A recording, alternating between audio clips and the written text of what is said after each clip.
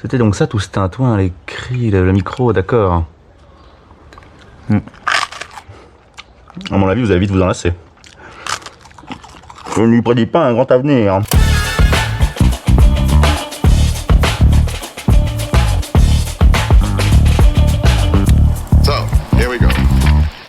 Salut tout le monde, je m'appelle Robin et je suis très heureux de vous accueillir au micro pour ce 25e épisode du balado Une invention sans avenir, le podcast politique sur le cinéma qui aujourd'hui, par son thème, s'assume pleinement. Ça fait du bien de s'assumer, c'est très macroniste ça comme verbe, assumer. Voilà, parce qu'avant on s'assumait pas du tout. Non, on s'assume aujourd'hui. Alors on s'assume pas seulement en tant que trentenaire, non c'est pas de ça qu'on va parler. Une invention sans avenir c'est aussi une équipe de gauchistes, mais ça on l'assume depuis longtemps, c'est pas de ça qu'on va parler, quoique non. Une invention sans avenir, surtout, c'est une équipe de profs. Alors aujourd'hui, on parle de cinéma et de l'école.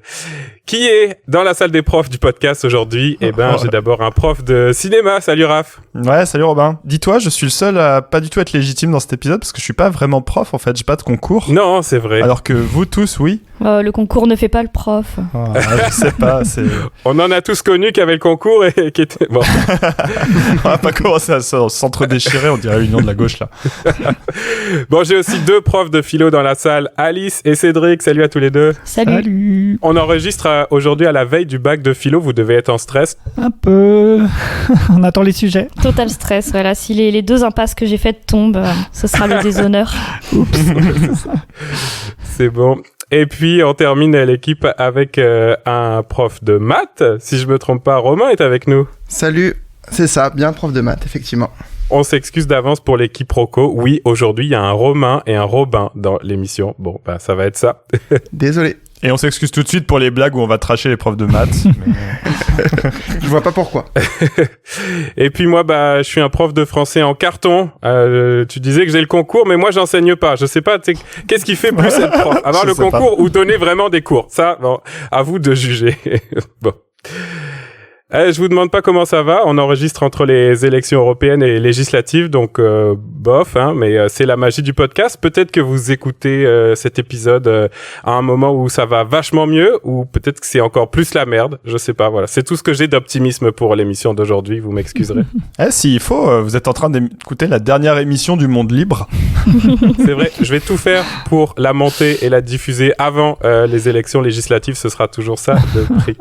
Peut-être qu'on est interdit alors qu'il est. Peut-être qu'on est le dernier rayon de soleil dans un monde d'obscur.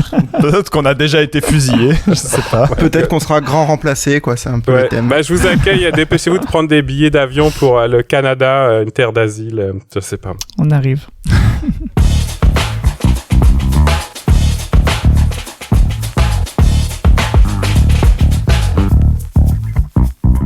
Bon allez, parlons de notre sujet du jour, les profs. C'est souvent Alice qui commence l'émission, vous le savez. L'épisode d'aujourd'hui n'échappe pas à la règle. Alice, c'est presque une injonction, le titre de cette chronique. Stop à l'héroïsation des profs. Ouais. Quand on est prof et qu'on regarde des films avec des profs, on est souvent ultra énervé. Et on s'en est rendu compte parce qu'on a fait une petite soirée préparatoire à cet épisode. On était entre profs et on a regardé des films de profs. Et franchement, ça a un peu divisé. D'un côté, les profs de lycée, là, énervés, critiques, tout le monde faisait la gueule. Et puis de l'autre côté, il y en avait quelques-uns qui n'étaient pas profs et qui se sont bien marrés. Et puis ils ont plus aimé les qualités des films, etc. Alors que nous, on était j'étais nul, etc. Du coup, j'ai essayé de réfléchir et de circonscrire un peu ce qui m'agace dans ces films. Et un des traits communs à beaucoup de films sur les profs, c'est de mettre en avant un ou une prof géniale, atypique, originale, qui va faire quelque chose d'extraordinaire avec les élèves. Et donc c'est vraiment la figure du prof super-héros, de la prof super-héroïne. Puisque dans un film il y a toujours un personnage principal, si on fait un film sur un prof, de fait le film va le singulariser et parfois aussi un peu l'héroïser. Alors qu'est-ce qu'ils font ces profs de si extraordinaires avec leurs élèves? Je vais vous donner des exemples en vrac, vous pouvez deviner de quel film je parle à chaque fois. Élever culturellement des élèves des quartiers populaires en leur donnant accès à une œuvre et à la pratique du théâtre. L'esquive. L'esquive de Keshish. Développer une expérience de sciences politiques à l'échelle d'un lycée et, spoiler, ça tourne mal. The Wave. Ouais. d'Yvel, de Demi Gansel, on dit les VO ici. Natürlich. que tout le monde a vu en cours d'allemand, non? La team cours d'allemand. Je crois que c'est ça. Ja. Créer une cohésion entre un groupe d'élèves difficile grâce au chant choral. Les choristes. Oui. Ouais. Permettre à une petite fille zèbre HPI d'avoir enfin le droit de lire et de devenir turbo surdoué magique. C'est Mathilda. Voilà. Et ça agace. Ça agace parce que quand on est prof, on ne cesse d'entendre notre hiérarchie qui nous demande de faire des choses extraordinaires, mais à moyens constants, sans aucune reconnaissance, sans dédoublement de classe, sans heures supplémentaires payées, sans décharge. Et la hiérarchie, elle se repose beaucoup sur la fameuse vocation, la passion des profs, qui sont prêts ou prêtes à se sacrifier, à avoir aucune vie en dehors de leur travail pour le sacro-saint bien des élèves. Alors dans cette soirée préparatoire, là, on a vu La salle des profs de Ilker Satak, qui est un film allemand. Et dans ce film, on voit le personnage principal, Carla Novak, qui est enseignante, et on la voit jamais en dehors de l'établissement scolaire. Elle existe que en tant qu'enseignante. Elle a aucune passion, elle n'a aucun trait de personnalité autre que ses petites techniques pédagogiques. Même pas un podcast, un truc comme ça? Rien. D'ailleurs, elle en a des techniques, hein. Elle fait plein de trucs, elle tape dans ses mains en rythme pour obtenir le silence, elle met les élèves en îlot, elle fait de la pédagogie inversée, c'est très impressionnant. C'est vraiment une prof incroyable, dévouée, innovante. Quand on la voit, on se dit waouh, si seulement j'arrivais à faire ça avec mes élèves. Est-ce que tu as essayé? Non. Non, moi j'arrêtais pas de dire ça marche pas, hein, ça marche pas. Et quand je vois ça, ça me fait penser à deux trucs. Premièrement, les profs d'Instagram et de TikTok. Alors, je pense qu'on n'a pas le même Instagram et TikTok si vous n'êtes pas prof, mais nous, ça nous arrive souvent de tomber sur, ça peut être les maîtresses en basket, si on est prof des écoles, ou l'insupportable monsieur prof, qui est un prof d'anglais dans un lycée catho, là, qui est terrible. Et puis ça fait penser aussi aux profs stars, auteurs et autrices de livres de pédagogie à succès du genre Céline Alvarez. Céline Alvarez, c'est une ancienne prof des écoles qui a raconté en 2016 dans Les lois naturelles de l'enfant son expérimentation dans une école d'éducation prioritaire et qui, selon elle, a conduit à un développement très important des capacités cognitives des enfants. Et la plupart des profs détestent Céline Alvarez. C'est-à-dire que j'ai fait le test un peu, je retrouvais plus son nom et je disais à mes copines profs, c'est qui déjà, prof insupportable? Tout le monde disait Céline Alvarez. Bon, alors déjà parce qu'elle fait croire à la possible généralisation de son expérience à toutes les écoles, alors qu'en cherchant un peu, on voit qu'elle a bénéficié de moyens supplémentaires assez rares pour son expérimentation. Et puis dans son discours, un fond de pensée magique, un peu new age, pseudo-scientifique, et qui a été pas mal critiqué. Alors qui a été critiqué par quelqu'un que je vais plagier sans citer, parce que c'est quelqu'un qui plagie elle-même. Je sais pas s'il faut que je la cite.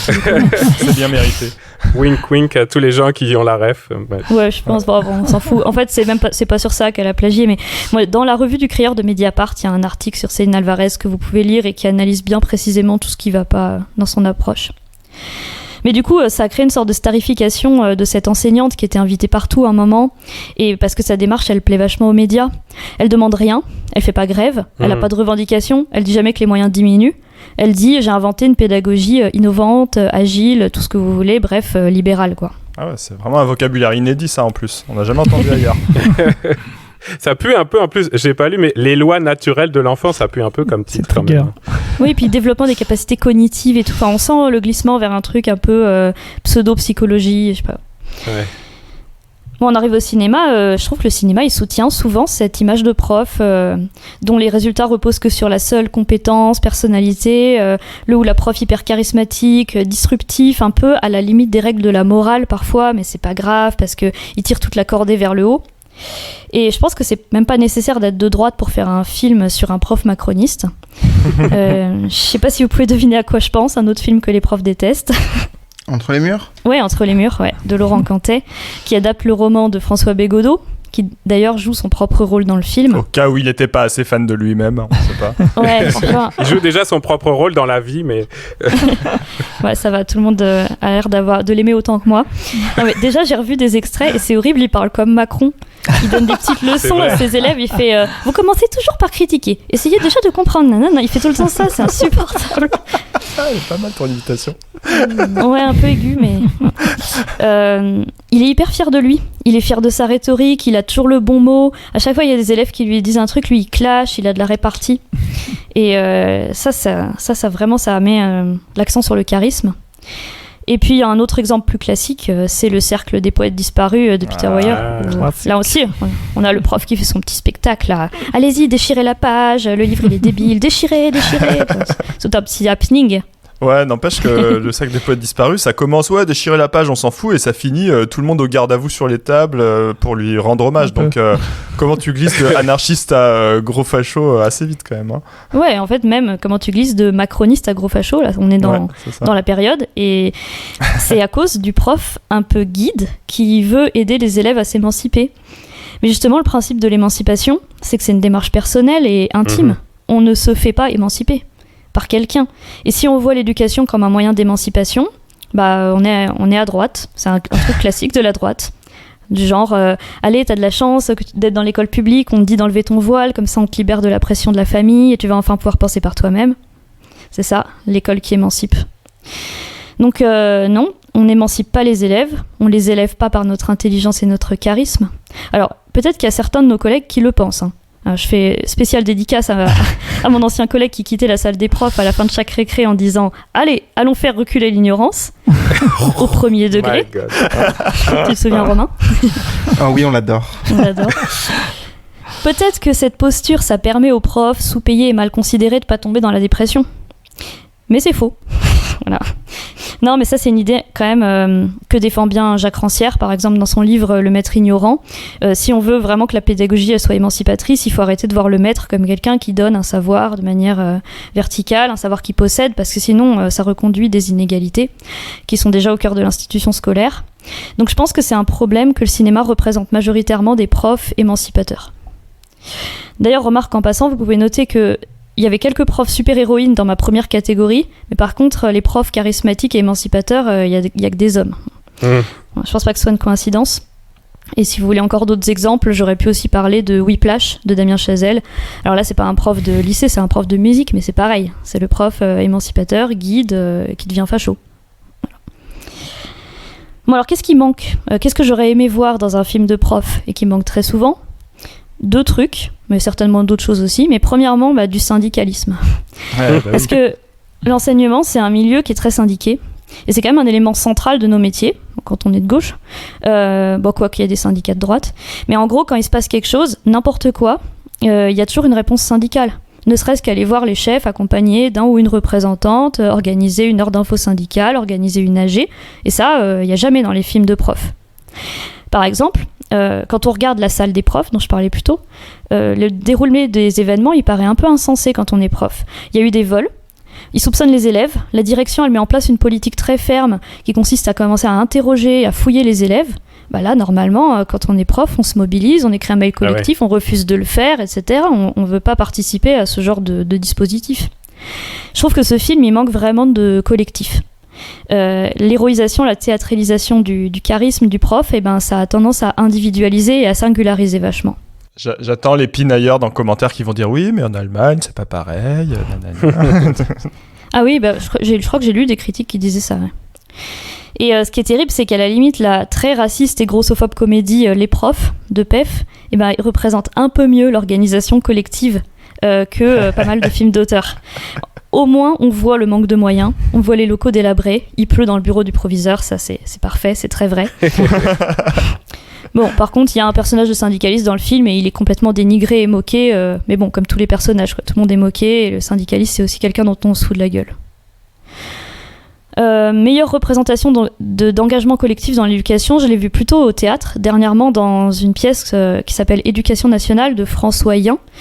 C'est une pièce qui dure 3h20 et qui montre la vie d'un lycée avec des figurants et figurantes élèves qui sont issus de lycées de quartier populaire. Et il y avait vraiment des enjeux complexes, politiques, la mise en scène d'une grosse action d'occupation de locaux, des grèves, des blocages. Et c'était vachement fort. Et ça m'a fait me rendre compte que j'avais jamais vu ça dans le cinéma. L'autre truc qui manque, c'est le point de vue des élèves. Que les films avec des profs sont quand même très centrés sur les profs. Et les élèves, c'est un peu la matière que le prof travaille, modèle, et du coup, ça a conséquence que les élèves sont un peu objectifiés. C'est un peu des problèmes à gérer. Alors que quand on voit entre les murs, les élèves, pour moi, c'est toujours celles et ceux qui ont raison, qui posent les bonnes questions, qui disent c'est les bourgeois, comme les vrais élèves dans la vie d'ailleurs. Alors que moi, quand ça m'arrive, je fais oui, c'est les bourgeois, exactement. Et là, Bégodeau, il fait oh non, peut-être pas, c'est les gens cultivés, voilà. Et la mise en scène, en fait, elle met l'accent sur la répartie cinglante de Bégodeau, au lieu de nous montrer que l'élève, il dit quelque chose de super intéressant. Du coup, pour moi, un bon film sur les profs, ce serait plutôt un bon film sur les élèves. Alors, exemple canonique, Les 400 coups de Truffaut. Franchement, j'adore ce film et on oublie souvent à quel point il y a des bonnes scènes de profs. Il y a beaucoup de profs, parce que ça représente un peu un des deux types d'autorité qui va s'imposer à Antoine Doinel, avec celle des parents. Les profs, ils sont hyper durs, ils reproduisent une instruction stricte qu'ils ont dû avoir eux-mêmes. Et on les voit aussi un peu en galère, ils bégayent, ils ont du mal à gérer leur classe, etc. Et c'est la manière dont cette éducation impacte les enfants qui intéresse surtout Truffaut. Et tout le film est du point de vue des enfants. Et quand on sort de la classe, on suit les enfants, on ne suit pas les profs. Donc ça, je trouve que c'est vraiment brillant, ça montre des profs défaillants et ça montre aussi comment l'institution scolaire, elle peut être violente plutôt que émancipatrice. Et si je réfléchis à un autre exemple qui m'a beaucoup marqué cette année et qui prend aussi cette direction, c'est L'Innocence de Koreeda, qui est un film absolument magnifique, qu'il faut vraiment essayer de voir si vous ne l'avez pas vu. Et c'est aussi un film qui est centré sur les enfants, parce que Koreeda, il filme super bien les enfants, et qui montre aussi l'incapacité de l'institution éducative à gérer la violence des enfants, la violence des adultes, et puis sa propre violence. Et donc là, pour mes deux exemples, en fait, il a fallu sortir du genre film de prof pour trouver un point de vue un peu plus politique. Et paradoxalement, c'est pas un sous-genre établi, le film de classe ou le film d'élève versus le film de prof, où effectivement on a tout de suite des exemples qui viennent en tête, notamment effectivement Le Sac des poètes disparus, qui est d'ailleurs souvent cité, parodié, repris, etc. Vous en avez en tête des films d'élèves comme ça, des films qui iraient dans la dernière catégorie d'Alice? Moi je pense que je vais en citer un ou deux tout à l'heure. Ok, on se garde ça pour tout à l'heure. Je pensais peut-être à un peu la vie scolaire. Il y a un peu ça. Il y a un parallèle entre la vie des profs, la vie des élèves. La vie scolaire, c'est le film de Grand Corps Malade. Oui, c'est ça, ouais. Oui, c'est ça. Et du coup, il y a effectivement un peu des deux. Mais c'est vrai que le simple fait qu'on dise film de prof, c'est assez révélateur, oui, de ce que tu disais. C'est eux qu'on veut voir charismatiques et tout. Je me demande même un peu s'il n'y a pas quand même un biais de... c'est des acteurs connus quand même qui vont jouer ça, Bégodeau, Robin Williams, machin. Tu vas pas lui filer un rôle de prof pas stylé, quoi. Genre, il faut quand même que ça envoie de la punchline et tout. Est-ce qu'on se garderait pas le reste de la discussion et de nos questions pour un peu plus tard dans l'épisode? Parce que j'ai l'impression que la chronique suivante, celle de Romain, elle va compléter en ligne directe celle d'Alice à l'instant. Avec une grande question, Romain, les films sur les profs, mais quel intérêt? Comme Alice a essayé de l'expliquer, moi je suis prof et du coup ce genre de film c'est pas du tout mon genre de film préféré. Vous demanderiez pas à un éboueur de regarder Cyril Hanouna par exemple, ça lui intéresse au quotidien, et là c'est un peu pareil en fait. Le métier d'enseignant est trop méconnu de tous et souvent mal représenté à l'écran. Est-ce que vous connaissez beaucoup de films où on voit des cours cohérents et plausibles? Non, en général dans les scènes de cours il y a 3 étapes. Les élèves s'installent, le prof est déjà là. Le cours commence et il y a un échange enseignant-élève, souvent très inspirant. Et la sonnerie retentit et le cours se termine. C'est vrai. Ça laisse à penser que le cours dure en tout et pour tout 5 minutes. Si seulement. Si seulement, oui. Surtout que dans le métier d'enseignant, il y a tout le reste en fait. Il y a l'administratif, la préparation des cours, la correction des copies, etc. Cette partie immergée de l'iceberg est presque jamais représentée. De là à dire qu'elle est pas très intéressante, il y a qu'un pas que je franchirais pas tout de suite. Une magnifique scène d'action sur la correction des copies du bac. Les films de copies. Le stylo rouge ne marche plus et puis voilà quoi. Enfin, il y a du café partout sur la table. Un chat qui vient se coucher dessus, enfin voilà, c'est formidable. Je me suis toujours demandé donc pourquoi il y avait autant de films sur les profs. J'ai pas l'impression que beaucoup de professions soient aussi représentées dans le cinéma. Si on regarde un peu, je dirais les professions médicales. On y voit l'enjeu de vie, de mort, le suspense qui en découle et l'intérêt un peu scénaristique du métier. Il y a beaucoup de films avec des policiers et sur la police. Il faut bien des films pour les fachos aussi. Ouais. Mais les profs, qu'est-ce qui motive les scénaristes, les réalisateurs, les producteurs? Je pense qu'il y a quelque chose d'un peu banal dans le fait, qui peut expliquer ça, c'est que tout le monde connaît l'école, enfin croit la connaître. Tout le monde est passé par l'école. Et une fois fini, beaucoup continuent d'avoir un lien avec le système scolaire, par l'intermédiaire de leurs proches, de leurs enfants par exemple. Mais ça va plus loin que ça. L'école, c'est un souvenir d'enfance, comme je l'ai dit, et il y a du coup un mélange de nostalgie et surtout de fantasmes. Le fait que tout le monde soit passé par l'école fait en sorte aussi que certains, voire beaucoup, gardent un ressenti, une vision négative de l'école ou d'un enseignant. Ce ressenti, exacerbé par des souvenirs d'enfance déformés, fait parfois naître une rancœur ou un sentiment d'injustice. Ces sentiments négatifs vont ainsi être le creuset formidable pour imaginer des blagues, avec tous les guillemets autour de blagues, plus ou moins drôles, plus ou moins caricaturales sur l'école et le système éducatif. Ah oui, parce qu'on retient le prof drôle, quoi. On retient pas celui qui fait son travail normalement. C'est ça. Quand je parle de nostalgie, je parle du bon vieux « c'était mieux avant ». On peut penser, donc Alice en a déjà parlé, aux choristes. Quand quelqu'un prend ce type de film, normalement Alice elle se met à chanter là. Donc, je sais pas si elle va le faire, je sais pas si elle va oser, mais normalement en général elle chante. On fera un karaoké à la fin de l'épisode peut-être. Et à la même époque, on pourrait aussi citer non plus un film mais une émission de télé-réalité, je sais pas si vous en souvenez, mais le Pensionnat de Chavagne. Oui, je sais pas si ça vous parle. Ah oui, grave. Le concept, prendre des collégiens des années 2000 et leur faire revivre les conditions fantasmées de l'école des années 50. Au programme, faire son lit au carré, boire de l'huile de foie de morue et mettre un uniforme. Comme quoi le débat est vraiment présent dans la bouche des réacs depuis très longtemps.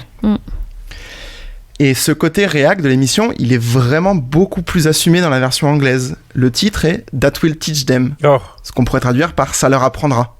Il y a vraiment un côté de la jeunesse, il faut la former. Mieux que ce qu'on fait maintenant en tout cas. Cette vision de l'école est uniquement basée sur la méritocratie. Si les élèves sont moins bons qu'avant, c'est uniquement parce qu'ils sont fainéants et surtout qu'ils ne sont pas assez dressés quelque part. Et il n'y a aucune des autres causes qui sont évoquées, les inégalités sociales, le manque de moyens par exemple. Concernant le fantasme, il y a le mythe du prof super-héros. Alice en a déjà parlé, je ne vais pas revenir dessus. Mais il y a deux autres catégories que je pourrais rajouter. Le prof qu'on aurait aimé avoir, un prof cool, avec qui ses élèves vont lier des histoires d'amitié. Et à l'inverse, le prof que certains croient avoir eu, un prof sadique, dont l'unique but est de martyriser ses élèves. Souvent, c'est même la seule raison qui l'a poussé à enseigner. Par le concept de prof cool, je parlerais même plus de prof pote. Je ne parle pas de l'enseignement qui va simplement se montrer gentil avec ses élèves ou leur faire des blagues, ce qui peut m'arriver. Mais vraiment celui qui va sortir de sa position professionnelle pour se mettre au même niveau qu'eux et qui vont se montrer peu autoritaires, refuser par exemple de dénoncer les élèves perturbateurs auprès de la figure d'autorité, comme l'a dit Alice, qui est souvent masculine, et qui est décrite, elle, comme impitoyable. On peut penser à une scène des choristes où Pépino, le plus jeune des élèves, est interrogé par un enseignant avec Junio, le surveillant, qui est posté derrière l'enseignant, et qui essaye de mimer les bonnes réponses à Pépino. Oh. On voit vraiment ce truc-là de « je vais l'aider pour qu'il s'en sorte », quoi. Et je vais tout faire, quitte à perdre toute dignité, entre guillemets, ou voilà. Ouais, le prof qui joue à être un élève, quoi, un peu. C'est ça. Plus proche de nous, il y a la vie scolaire aussi, donc tu en parlais, Cédric, tout à l'heure, de Grand Corps Malade, où une CPE de banlieue parisienne va prendre sous son aile un élève en difficulté et va nouer une relation qui s'apparente plus à une relation d'amitié, voire une relation grande sœur, petit frère. Et grâce à cette relation, tous les deux vont réussir à surmonter les problèmes de leur vie. Il y a aussi Precious, je ne sais pas si vous vous en souvenez, c'est un film américain du début des années 2000 de mémoire. Il y a Maria Carey qui joue dedans le rôle d'une assistante sociale. Tu l'as regardé juste pour ça? Ah ouais, évidemment. Maria Carey, je vais pas chanter, mais j'ai très envie. Il y a beaucoup de chansons en creux dans cet épisode.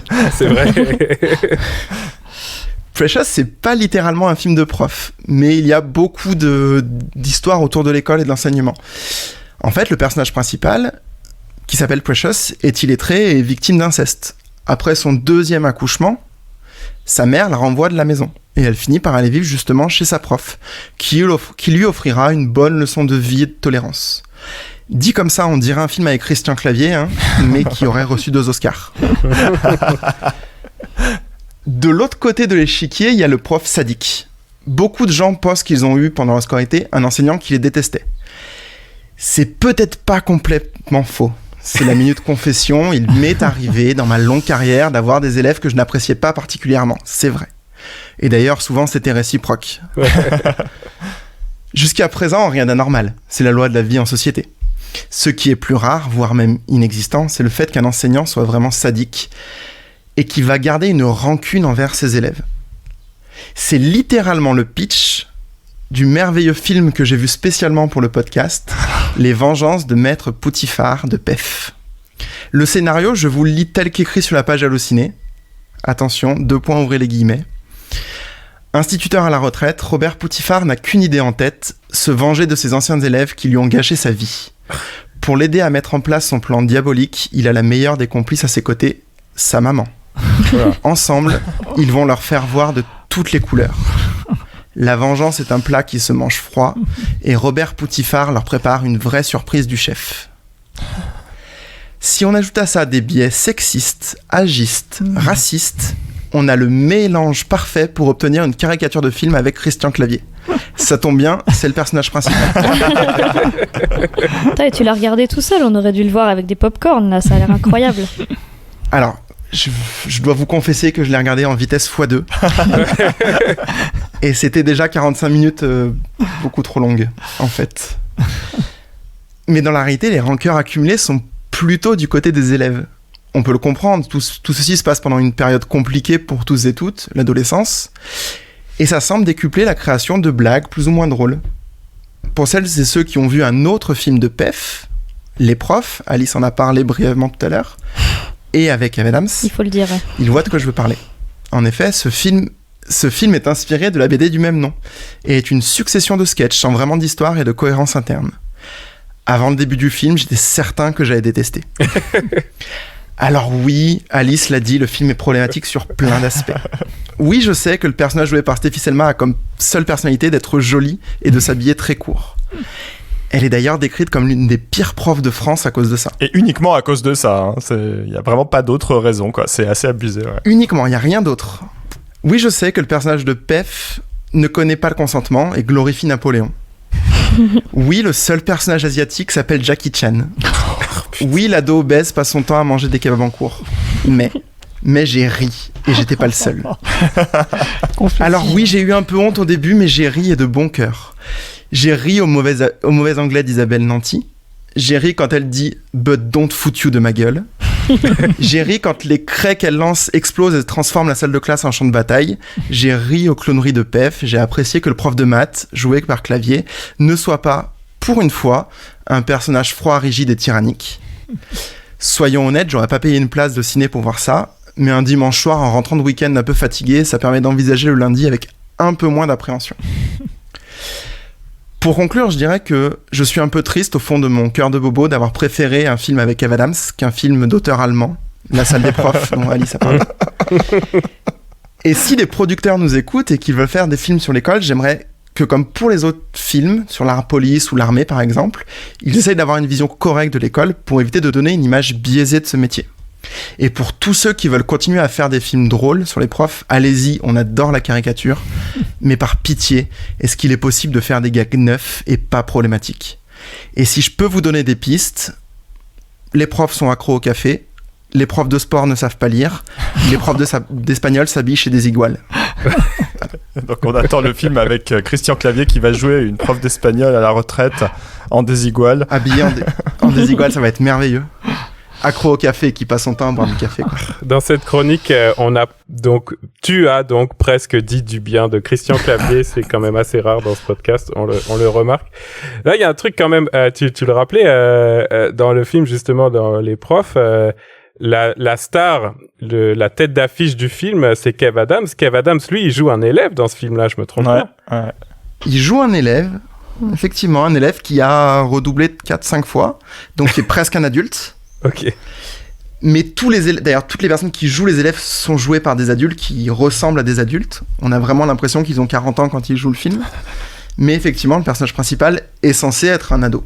Mais ce qui est marrant, c'est que c'est pas tellement le personnage principal, justement. Enfin, il est vendu comme ça sur l'affiche, mais en fait, on le voit pas tant que ça par rapport aux profs qui, eux, effectivement, tiennent vraiment le haut du pavé au terme de comique, quoi. Mais justement, relativement au fait que le film était un peu marketé autour de Kev Adams et donc plutôt pour des ados, c'est un film qui marche sur les ados, vous pensez?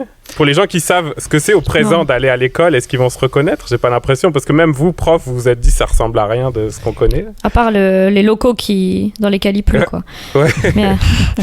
Mais je pense pas que le but soit de se reconnaître là-dedans. Je pense que c'est de rire de ce qu'ils vivent. Et je suis certain qu'un adolescent de 15 ans, ça le fait marrer d'imaginer que sa prof d'anglais lui jette des craies qui explosent et que voilà, que son prof de maths s'endorme dans un hamac en plein cours et n'ait rien fait pendant à peu près 6 mois, je crois, où les 6 premiers mois de l'année sont consacrés à juste écrire le titre du premier chapitre de cours.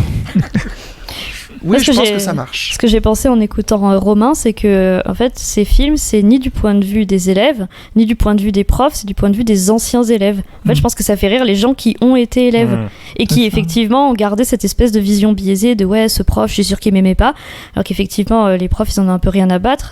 Enfin, je veux dire, il n'y a pas d'affectif là-dedans. Et pourtant, c'est vrai que les élèves, c'est un ressenti qu'ils ont souvent à aller nous dire « ouais, mais vous m'aimez pas, je l'ai bien vu ». Donc, on voit bien que dans les films, il y a ce truc-là, de ces espèces de fantasmes d'anciens élèves.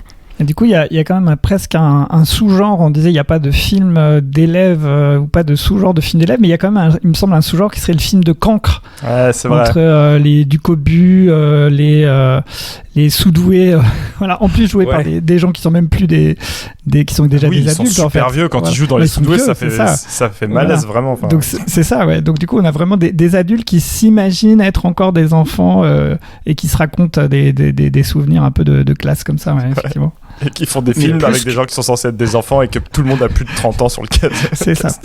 Bon. Ça, c'est aussi parce que c'est dur d'embaucher des enfants pour vrai sur un tournage. On sait pourquoi c'est des adultes qui jouent. Ouais, mais du coup, Kev Adams, il représente bien ce truc-là. Il est trop vieux pour ce qu'il est, donc il représente l'ancien élève et il joue le même rôle dans le clip de Black M, Madame Pavoshko. Je sais pas si vous avez vu. Il y a une espèce de sketch au milieu et là aussi, il est le cancre, il est l'élève trop vieux pour son âge et il y a une espèce de vieux sketch avec la conseillère d'orientation sur le fantasme de ouais, de toute façon elles étaient méchantes, elles voulaient juste nous caser dans des trucs qu'on voulait pas. Clairement, aucune personne qui a fait un film de prof n'a jamais parlé à une ou un conseiller d'orientation.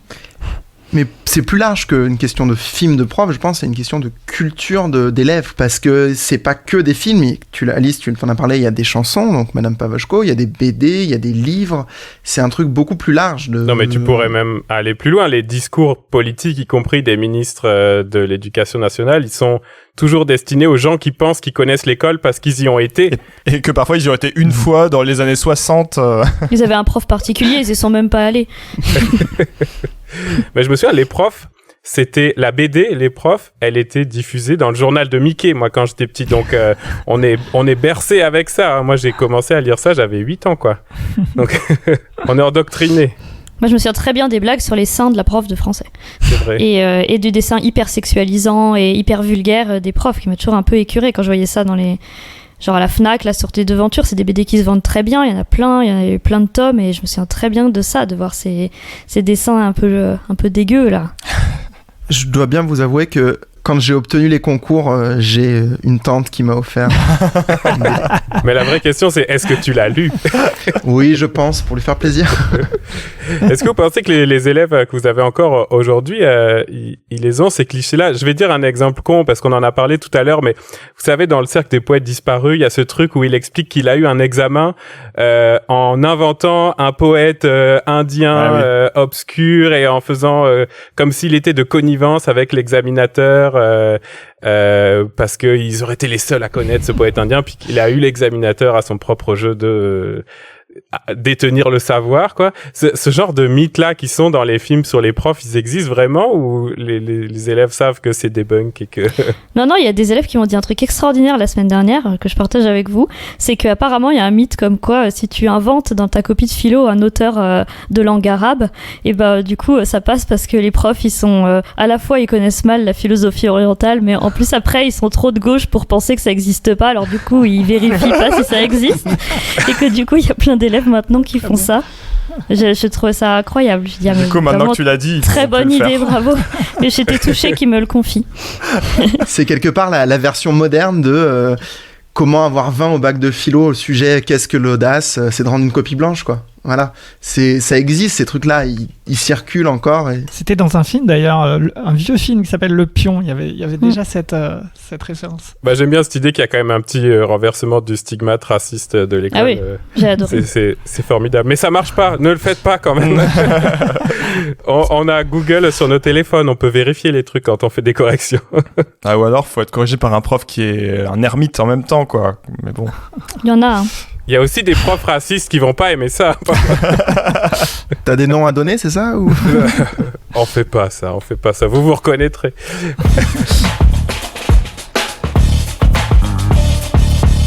On jouera bientôt, vous inquiétez pas, mais aujourd'hui on est 5 et on a tous et toutes des chroniques, fait que la 3e chronique, c'est celle de Raph. Attention, le titre de sa chronique n'est pas la devise du podcast, l'école, la police, la justice. Non, c'est pas nous ça. Non, a priori c'est pas trop nous, mais par contre c'est pas mal de gens quand même autour de la question de représenter l'école. Il y a pas mal ce trio là qui arrive assez vite dans les films. Je vais essayer de vous le démontrer. Il y a pas mal d'articles en ce moment qui ont pointé du doigt l'idée qu'il y aurait une vague de films sur l'école et sur les profs.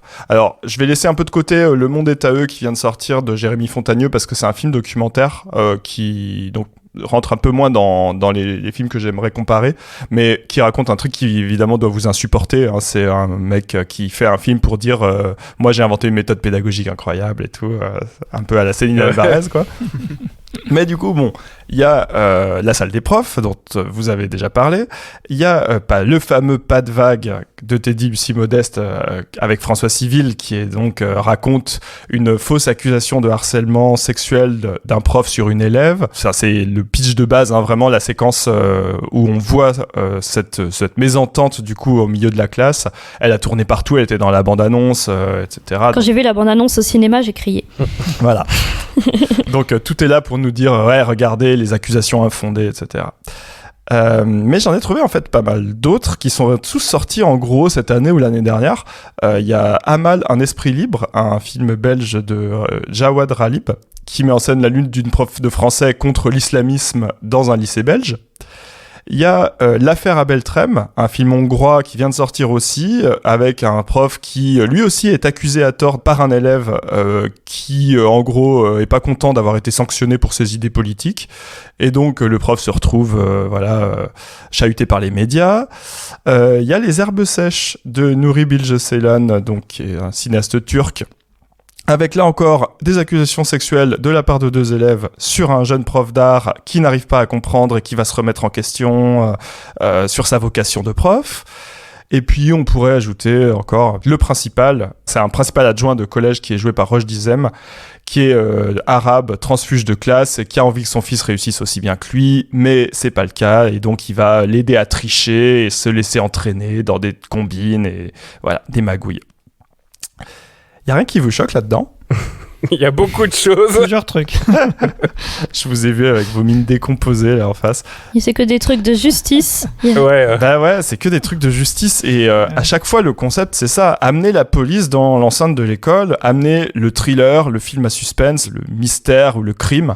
Et un truc qui revient aussi très souvent dans les critiques, j'ai pas vu tous ces films-là, mais j'ai lu pas mal de choses dessus. Et c'est toujours des films sur l'engrenage. C'est l'engrenage du mensonge, de la tricherie, de la défiance qui va s'installer et tout ça. C'est-à-dire que on part d'un rien, mais finalement, les profs, c'est un milieu où tout dégénère, où ça va devenir intenable, où les relations vont être complètement mises par terre à cause de tout ça. L'autre point commun, c'est que bien souvent, ce ne sont pas des films scénarisés par des gens qui ont des expériences dans l'enseignement, ça vous l'aurez certainement compris. Et étonnamment, d'ailleurs, le seul contre-exemple dans cette liste, c'est Pas de vague, puisque le cinéaste a été prof avant de réaliser ça. Alors, je me suis basé pas mal...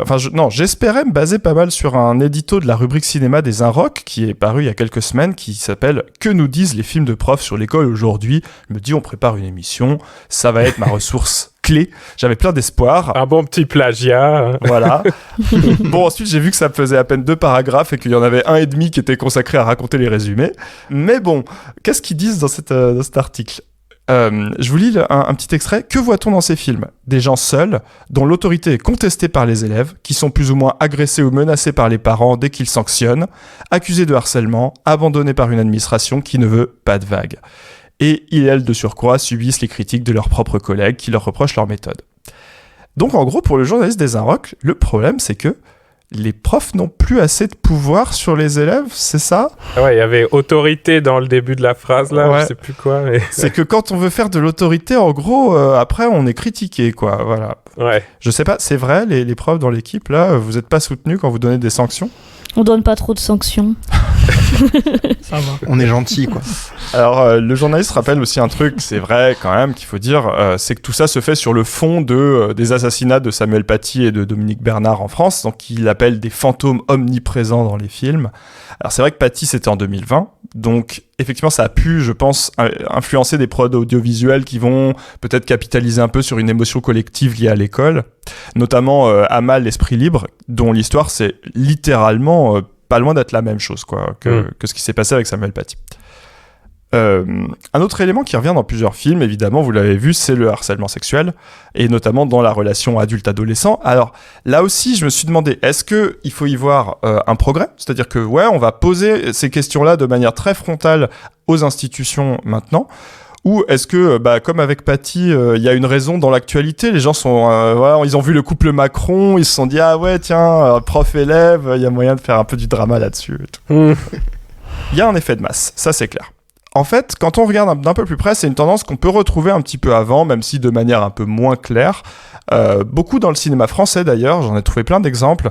Dans La Maison de François Ozon par exemple, un élève pervers qui va manipuler ses profs en lui faisant lire des poèmes chelous, tout ça. Et puis le fameux, évidemment, La Journée de la jupe qui avait hyper tourné à l'époque, 2008. Alors, ça me met par terre ce film. C'est une prof qui tombe sur une arme à feu dans le sac d'un élève. Elle essaye de lui confisquer, mais elle fait partir le coup et elle tire sur son élève. Enfin, vraiment, c'est des fantasmes de thriller à l'intérieur de l'école qui me font un peu bader, quoi. C'est clair. J'étais là, imaginez, tu sais, si c'était fait maintenant, le film s'appellerait comme les vidéos YouTube, genre un cours de littérature qui tourne mal et provoque la fermeture du collège. Ce prof a une méthode totalement dingue, les élèves en PLS. Ouais. Ça m'a d'ailleurs rappelé une affiche sur laquelle je suis retombé, l'affiche du Péril jeune de Cédric Clapiche, qui date de 94. Sur l'affiche, il y a écrit en gros « Mais que faisait la police ?» Oh. Alors que c'est un film sur des ados, j'étais là, mais pourquoi vous voulez toujours envoyer la police sur les lycéens ? Je comprends Mais c'est pas parce qu'il fume un peu des joints tout le temps. Non, j'ai bah si, c'est ça, mais oui. Ouais. C'est genre, c'est je sais pas, c'est un petit bourgeois qui fantasme son adolescence de gros rebelle, et après, sur l'affiche, il met « Ah, regardez, on est trop des rebelles. » Enfin bon, je sais pas. Bon, je me suis fait 2 réflexions à partir de là, qui sont les miennes, hein, cette fois, c'est pas celles du mec des Inrocks. C'est noté. Le premier point, c'est que aujourd'hui, bah oui, il y a beaucoup de gens qui rêvent d'envoyer la police dans l'école, mais dans le passé, en fait, on n'avait pas besoin de le faire parce que la police, elle était déjà intégrée à l'école. Les profs, ils avaient ce pouvoir quasiment policier, très répressif, avec les humiliations, des punitions corporelles, des trucs comme ça. Et tous ces films qui vont remettre de l'intrigue policière dans l'école, je sais pas s'ils sont forcément partisans d'un retour à l'ancien temps, c'est pas forcément ce que j'essaye de dire, mais j'ai l'impression que malgré eux, ils témoignent du fait que bah oui, les choses ont changé. Aujourd'hui, quand même, ça reste un dysfonctionnement là où, bah oui, dans les choristes, c'était la base, quoi. Et du coup, ce que ça crée au cinéma, c'est que avant, le cinéma, il avait une approche très claire de l'école. C'était quasiment évident d'être critique. Alors qu'aujourd'hui, comme c'est des dysfonctionnements ponctuels, accidentels, on n'a plus finalement cette critique de l'institution qui devient finalement un truc très abstrait et qui n'est pas forcément au centre des films. Je vous cite un exemple pour ça. Alors, tu parlais des 400 coups, on pourrait dire c'est ça, c'est vraiment très critique de l'institution, parce que l'institution, elle est déjà policière. Mais on peut remonter encore plus loin avec un film que j'adore, qui est Zéro de conduite de Jean Vigo, qui date des années 30. Et là, c'est un film entier qui est vraiment un pamphlet libertaire sur le fait que l'école, c'est le terreau de l'autorité, du fascisme et de valeurs très néfastes. Le danger, il vient de l'école, de l'autorité, de la structure hiérarchique, et donc, les enfants, ils vont essayer de s'en émanciper. Et ils vont le faire tout seuls. Ils vont pas avoir Robin Williams qui vient leur faire une petite leçon de déchirer le livre, quoi. Ouais. Alors évidemment, tout ça, c'est un contexte un peu différent, hein. Vigo, il vient d'une famille d'anarchistes qui ont subi le harcèlement de l'extrême droite dans les années 20 et 30. Il filme, on va dire, comme dirait un fan de Spielberg, à hauteur d'enfant. C'est-à-dire qu'il il fait, en fait, le film qu'un enfant aurait voulu faire sur ce sujet, je pense. Ouais. Au lieu de juste montrer la violence de l'institution, il va faire un film qui, dans sa forme même, combat cette institution. Notamment, il y a des séquences très brutes, mais il y en a aussi qui sont très poétiques, très oniriques. Il y a des très longues batailles de coussins avec des plumes qui volent de partout. C'est très léger, en plus d'être grave. Enfin, je sais pas, c'est un film qui provoque des sentiments de liberté très profonds. Et je trouve qu'on peut vachement dire ça des 400 coups aussi. Tout ce que tu décris, c'est aussi vachement dans les 400 coups, les coussins, la hauteur d'enfant, la quête pour la liberté, tous ces trucs-là, c'est très présent aussi. Et même au-delà de juste montrer ça, je suis d'accord avec toi, le film te fait ressentir ce que c'est que d'avoir une âme d'enfant qui veut être libre, en fait. Alors que les autres, ils te disent, oui, regardez, les enfants souffrent, mais ils te le font pas ressentir. Et je trouve que c'est pas pareil, quoi. Et c'est vrai que Truffaut, il est vraiment héritier de ça, et même après lui, il va y avoir toute... c'est une tradition qui va être un peu ravivée dans l'après 68 aussi, avec des films justement 68 art. Alors on peut penser à If de Lindsay Anderson, Palme d'Or 69 quand même, même s'il est pas mal oublié ce film aujourd'hui, mais c'est une rébellion d'élèves contre l'autorité dans un esprit un peu hippie. Il y a des mélanges de séquences en noir et blanc et en couleur, avec des trucs en ralenti, des machins, enfin, voilà. Des films de Marco Bellocchio aussi en Italie qui a pas mal fait cette critique un peu systémique de l'institution. Bon, on pourrait aussi penser à L'An 1, mais j'ai un peu plus de mal à le citer maintenant parce qu'on sait qu'il est co-réalisé par un type accusé d'agression sexuelle, Jacques Doyon. Mais voilà, à l'époque c'était considéré comme dans cet esprit-là, quoi. On peut penser aussi, et d'une manière un peu plus décalée, mais qui sont en fait des films qui, je trouve, disent quelque chose de très intéressant de l'école, aux films qui vont utiliser le cadre scolaire pour créer du fantastique ou du mystère. Notamment Suspiria de Dario Argento, ou L'Échine du Diable de Del Toro plus récemment, ou même, en fait, Harry Potter. Enfin, le premier, en tout cas, le meilleur de la saga, bien sûr, qui est un pur film de pensionnat. C'est une école dirigée par des gros fachos avec des sales gosses qui vont défier l'autorité. Enfin, c'est juste ça. Et puis c'est un film de profs dans le sens où il y a plein de profs différents avec chacun leur pédagogie différente et que on peut un peu les comparer. Et c'est vrai qu'il y a un peu une petite suite de petits sketchs entre les différents cours. Le twist final avec Dumbledore qui a le droit de rajouter des points à qui il veut, il a un peu un côté le cercle des poètes disparus, le prof charismatique qui fait ce qu'il veut, qui brise les règles de l'institution pour faire gagner ses préférés et tout. Oui, je suis 100% convaincu. Il est encore plus difficile de trahir ses amis. Ouais. Est-ce que ça, c'est pas une métaphore de l'institution dysfonctionnelle et tyrannique, franchement ? Clairement. Bon, mon deuxième point de réflexion, j'en ai annoncé un premier tout à l'heure, c'est que quand on critique la violence de l'institution scolaire à l'ancienne, on voit que c'était vraiment une opposition idéologique très profonde. Il y a l'ordre et il y a la liberté, et elles s'opposent. Il n'y a pas besoin de faire une enquête très précise en fait sur ce qui va se passer derrière. Est-ce que Rogue il avait raison de taper Harry Potter avec un livre ? Est-ce que les élèves l'ont pas un peu cherché ou je sais pas quoi ? En fait, c'était pas le problème. Alors que dans les films plus récents, justement, il y a toujours un débat. On va confronter des faits, des témoignages, des preuves. On va mener l'enquête. Vraiment, je disais, amener la police dans l'école, c'est vraiment ça. On mène l'enquête. Les enjeux deviennent ceux d'un thriller.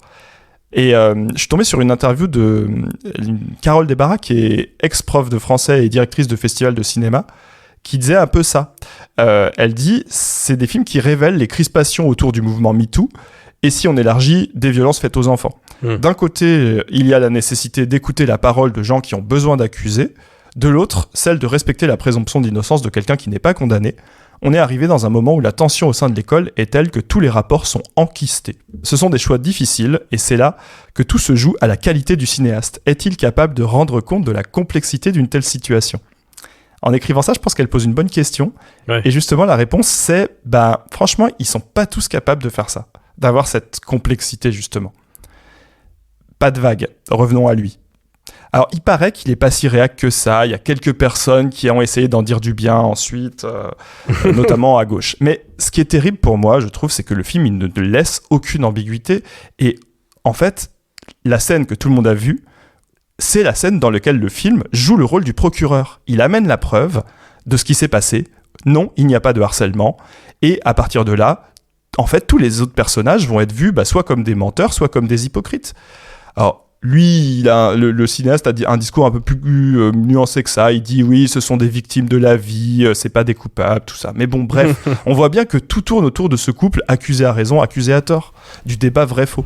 Alors que quand on voit la scène, là, enfin moi j'ai pas vu le film, mais quand on voit la scène dans la bande-annonce, la scène qui est censée prouver que du coup il est accusé à tort parce qu'en fait donc c'est un prof de français, je sais plus, qui donne un exemple en disant telle élève elle est très belle aujourd'hui.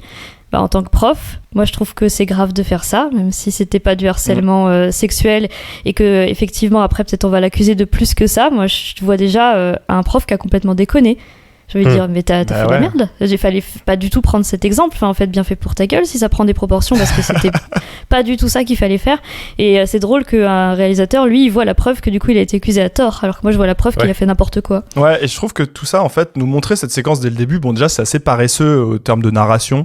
Mais en fait, c'est assez dangereux politiquement. Alors, il y a un truc que beaucoup de gens ont dit, c'est qu'effectivement, ça laisse entendre que les femmes accusent à tort. C'est vrai que c'est des choses qu'il faut se poser comme question. Est-ce que c'est cohérent de montrer ça ? Mais surtout, ça laisse entendre, en fait, qu'il serait toujours possible d'avoir une preuve. Ouais. Et donc, qu'il faut filmer et qu'il faut mettre des caméras dans les classes et voilà. Et du coup, on en vient à ce truc où, nous, en fait, on a plutôt tendance à dire le contraire. Le but de MeToo, c'est pas qu'il faut tout filmer, c'est qu'il faut croire les femmes et redonner un potentiel de vérité et de pertinence à la question du témoignage. Donc, évidemment, il y a des films un peu plus subtils. Alors, La salle des profs, c'est un peu plus subtil, je trouve. On nous fait croire qu'on aura une preuve parce qu'elle elle laisse tourner sa vidéo, en gros, pour piéger le voleur.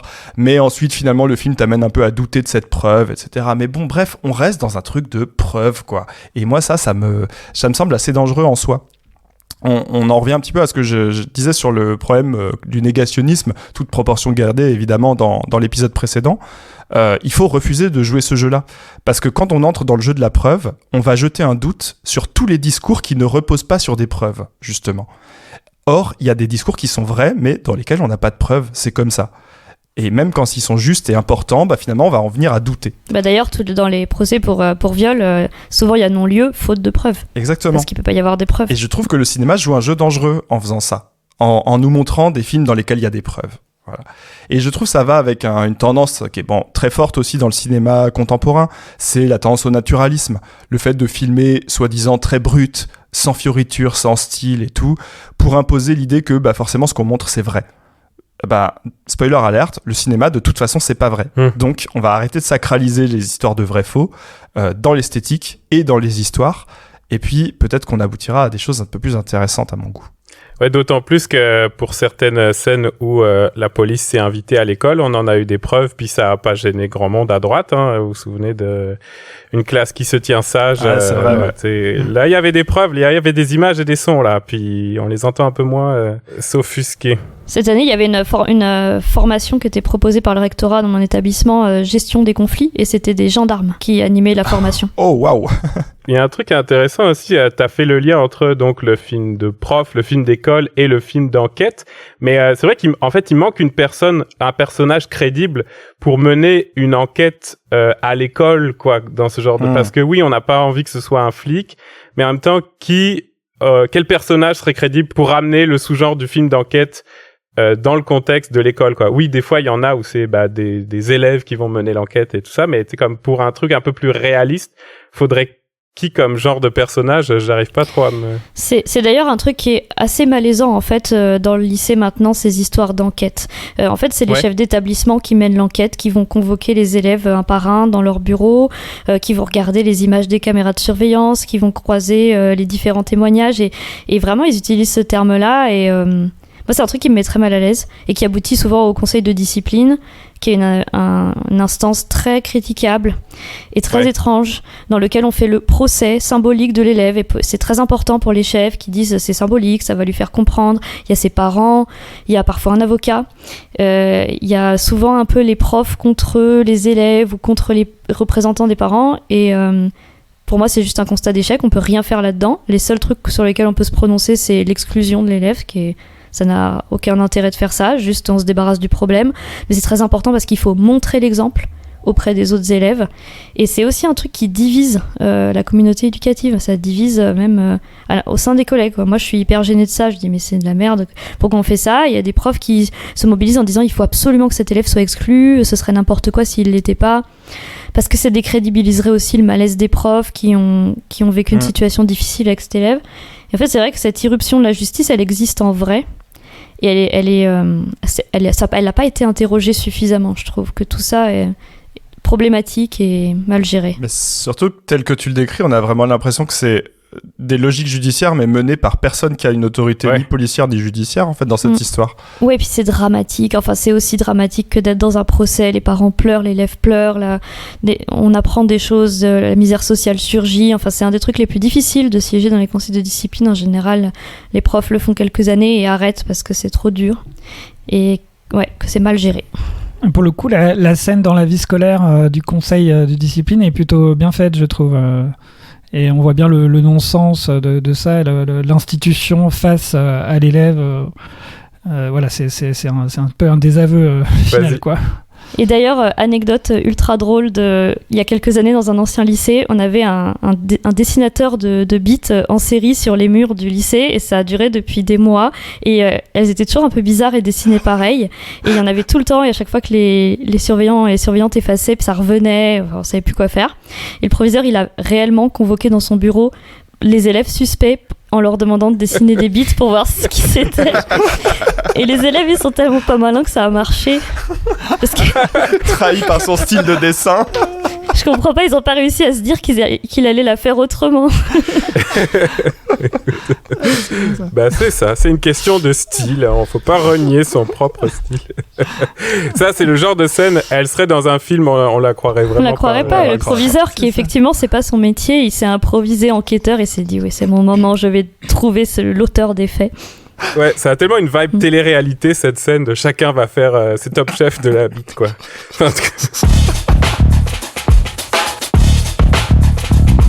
Bon, on est à peu près au milieu de l'émission, c'est le moment du jeu. C'est bien l'anecdote d'Alice nous a mis dans l'ambiance de jeu alors que c'était un peu plombant juste avant. C'était parfait, parfaitement le moment. Nickel. Alice. Le jeu auquel, encore une fois, je sais pas de quoi il va s'agir puisque c'est Raph qui nous propose le jeu. Quand j'ai pas d'idée, c'est Raph. Allez, très simple quiz. Entre les murs. Bégodeau, prof. Mais il est prof de quoi d'ailleurs ? Le français, je crois. Français, ouais. Et ouais. Et ce serait pas un peu que des profs de français, en fait, dans tous ces films-là ? C'est vrai. On a dit que c'était surtout des hommes, mais il y a quand même une matière qui est surreprésentée, non, entre les murs. Detachment avec Adrienne Brody, prof de français. Le cercle des poètes disparus, pas de vague, l'esquive, ce ne sont que des profs de français. Il y a le côté, peut-être, élevé par la culture, par la poésie, je sais pas. Ouais. Mais du coup, ça m'a inspiré un jeu. Vous devez deviner la matière dans laquelle ces gens ont enseigné. Et je n'ai pris que des gens qui sont des anciens profs qui sont devenus cinéastes ou qui font de l'audiovisuel. Voilà. Trop bien. Ah, ça va être les clichés sur les matières. Voilà. Et c'est là que vos compétences corporate entrent en jeu. Bon, par exemple, Teddy Lucie Modeste, le réalisateur de Pas de vague, à votre avis, il est prof de quoi ? Histoire géo ? Non. Français ? Et ouais, de français aussi, c'était pas difficile. Ça va être que ça.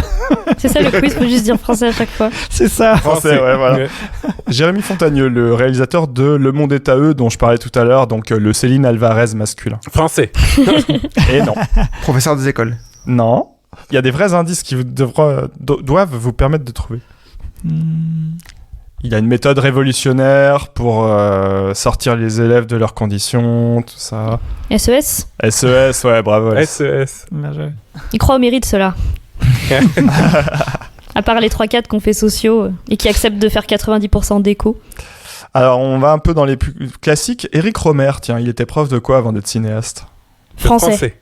Oui, mais, Ça mais sonne pas bien. n'importe quelle division du Lettres français. classiques. Lettres classiques, poésie. évidemment. Voilà. C'est lui qui a fait Perceval le Gallois. Ouais, complètement. Ah ouais. Bon bah ça pue les lettres C'est classiques ça. Obligé. Bruno Dumont, il était prof aussi. De quoi ? Histoire ? Non.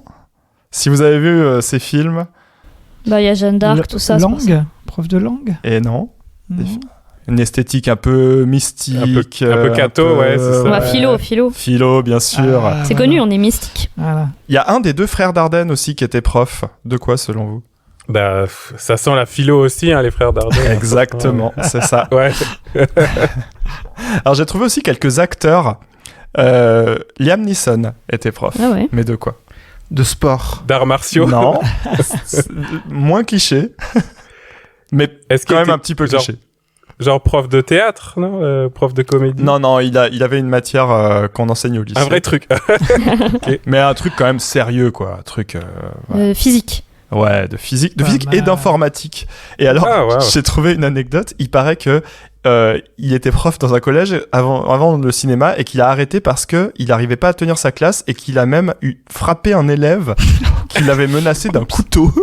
Oh, bah, dis donc. Donc voilà. Apparemment, il n'a pas duré longtemps dans le métier. Benedict Cumberbatch, selon vous? Ah, il était prof? Bah, littérature anglaise. Eh oui, Ouais, bien ça fait bien sûr. ça. Ouais, Avec quand même. son charisme dandy. Moi, j'ai juste souri bêtement, j'ai rien réussi à dire. Quand même, une fois sur deux, le gros cliché auquel on pense, bah, il est vrai. Hein. Mais c'est ça qui m'a fait trop rire en fait. Et alors lui, si vous voulez du cliché en plus, il paraît que donc il est allé faire du bénévolat comme prof d'anglais dans un monastère au Tibet. Et donc, il a découvert le bouddhisme tibétain auquel il se met à adhérer philosophiquement et depuis, il pratique tout le temps la méditation qui l'aide pour son métier d'acteur. Donc, pour bah vous oui, dire à ça. quel point il est perché en plus d'être beau gosse et charmant. Ouais. Sylvester Stallone, selon vous, il était prof de quoi? Sport. Il y a pas. oui, de sport. Hein. Désolé, mais le cliché toujours. Hein. Il était prof de sport dans un pensionnat pour filles en Suisse. Voilà. Si vous voulez Oula. tout savoir. Et il y a aussi Hugh Jackman, donc Wolverine dans les X-Men, qui était prof aussi. De sport aussi. De sport aussi. Allez. Et voilà. Et il paraît que lui aussi, il pratique la méditation transcendantale. Comme quoi, il y en a besoin pour réparer les traumas de l'enseignement, je pense. Je sais pas. Mais il y a un truc avec acteur, actrice et pseudosciences. Ah, c'est possible. On l'a ouais. vu pendant le Covid. Ah bah tiens, en parlant de pseudosciences, Laurent Deutsch.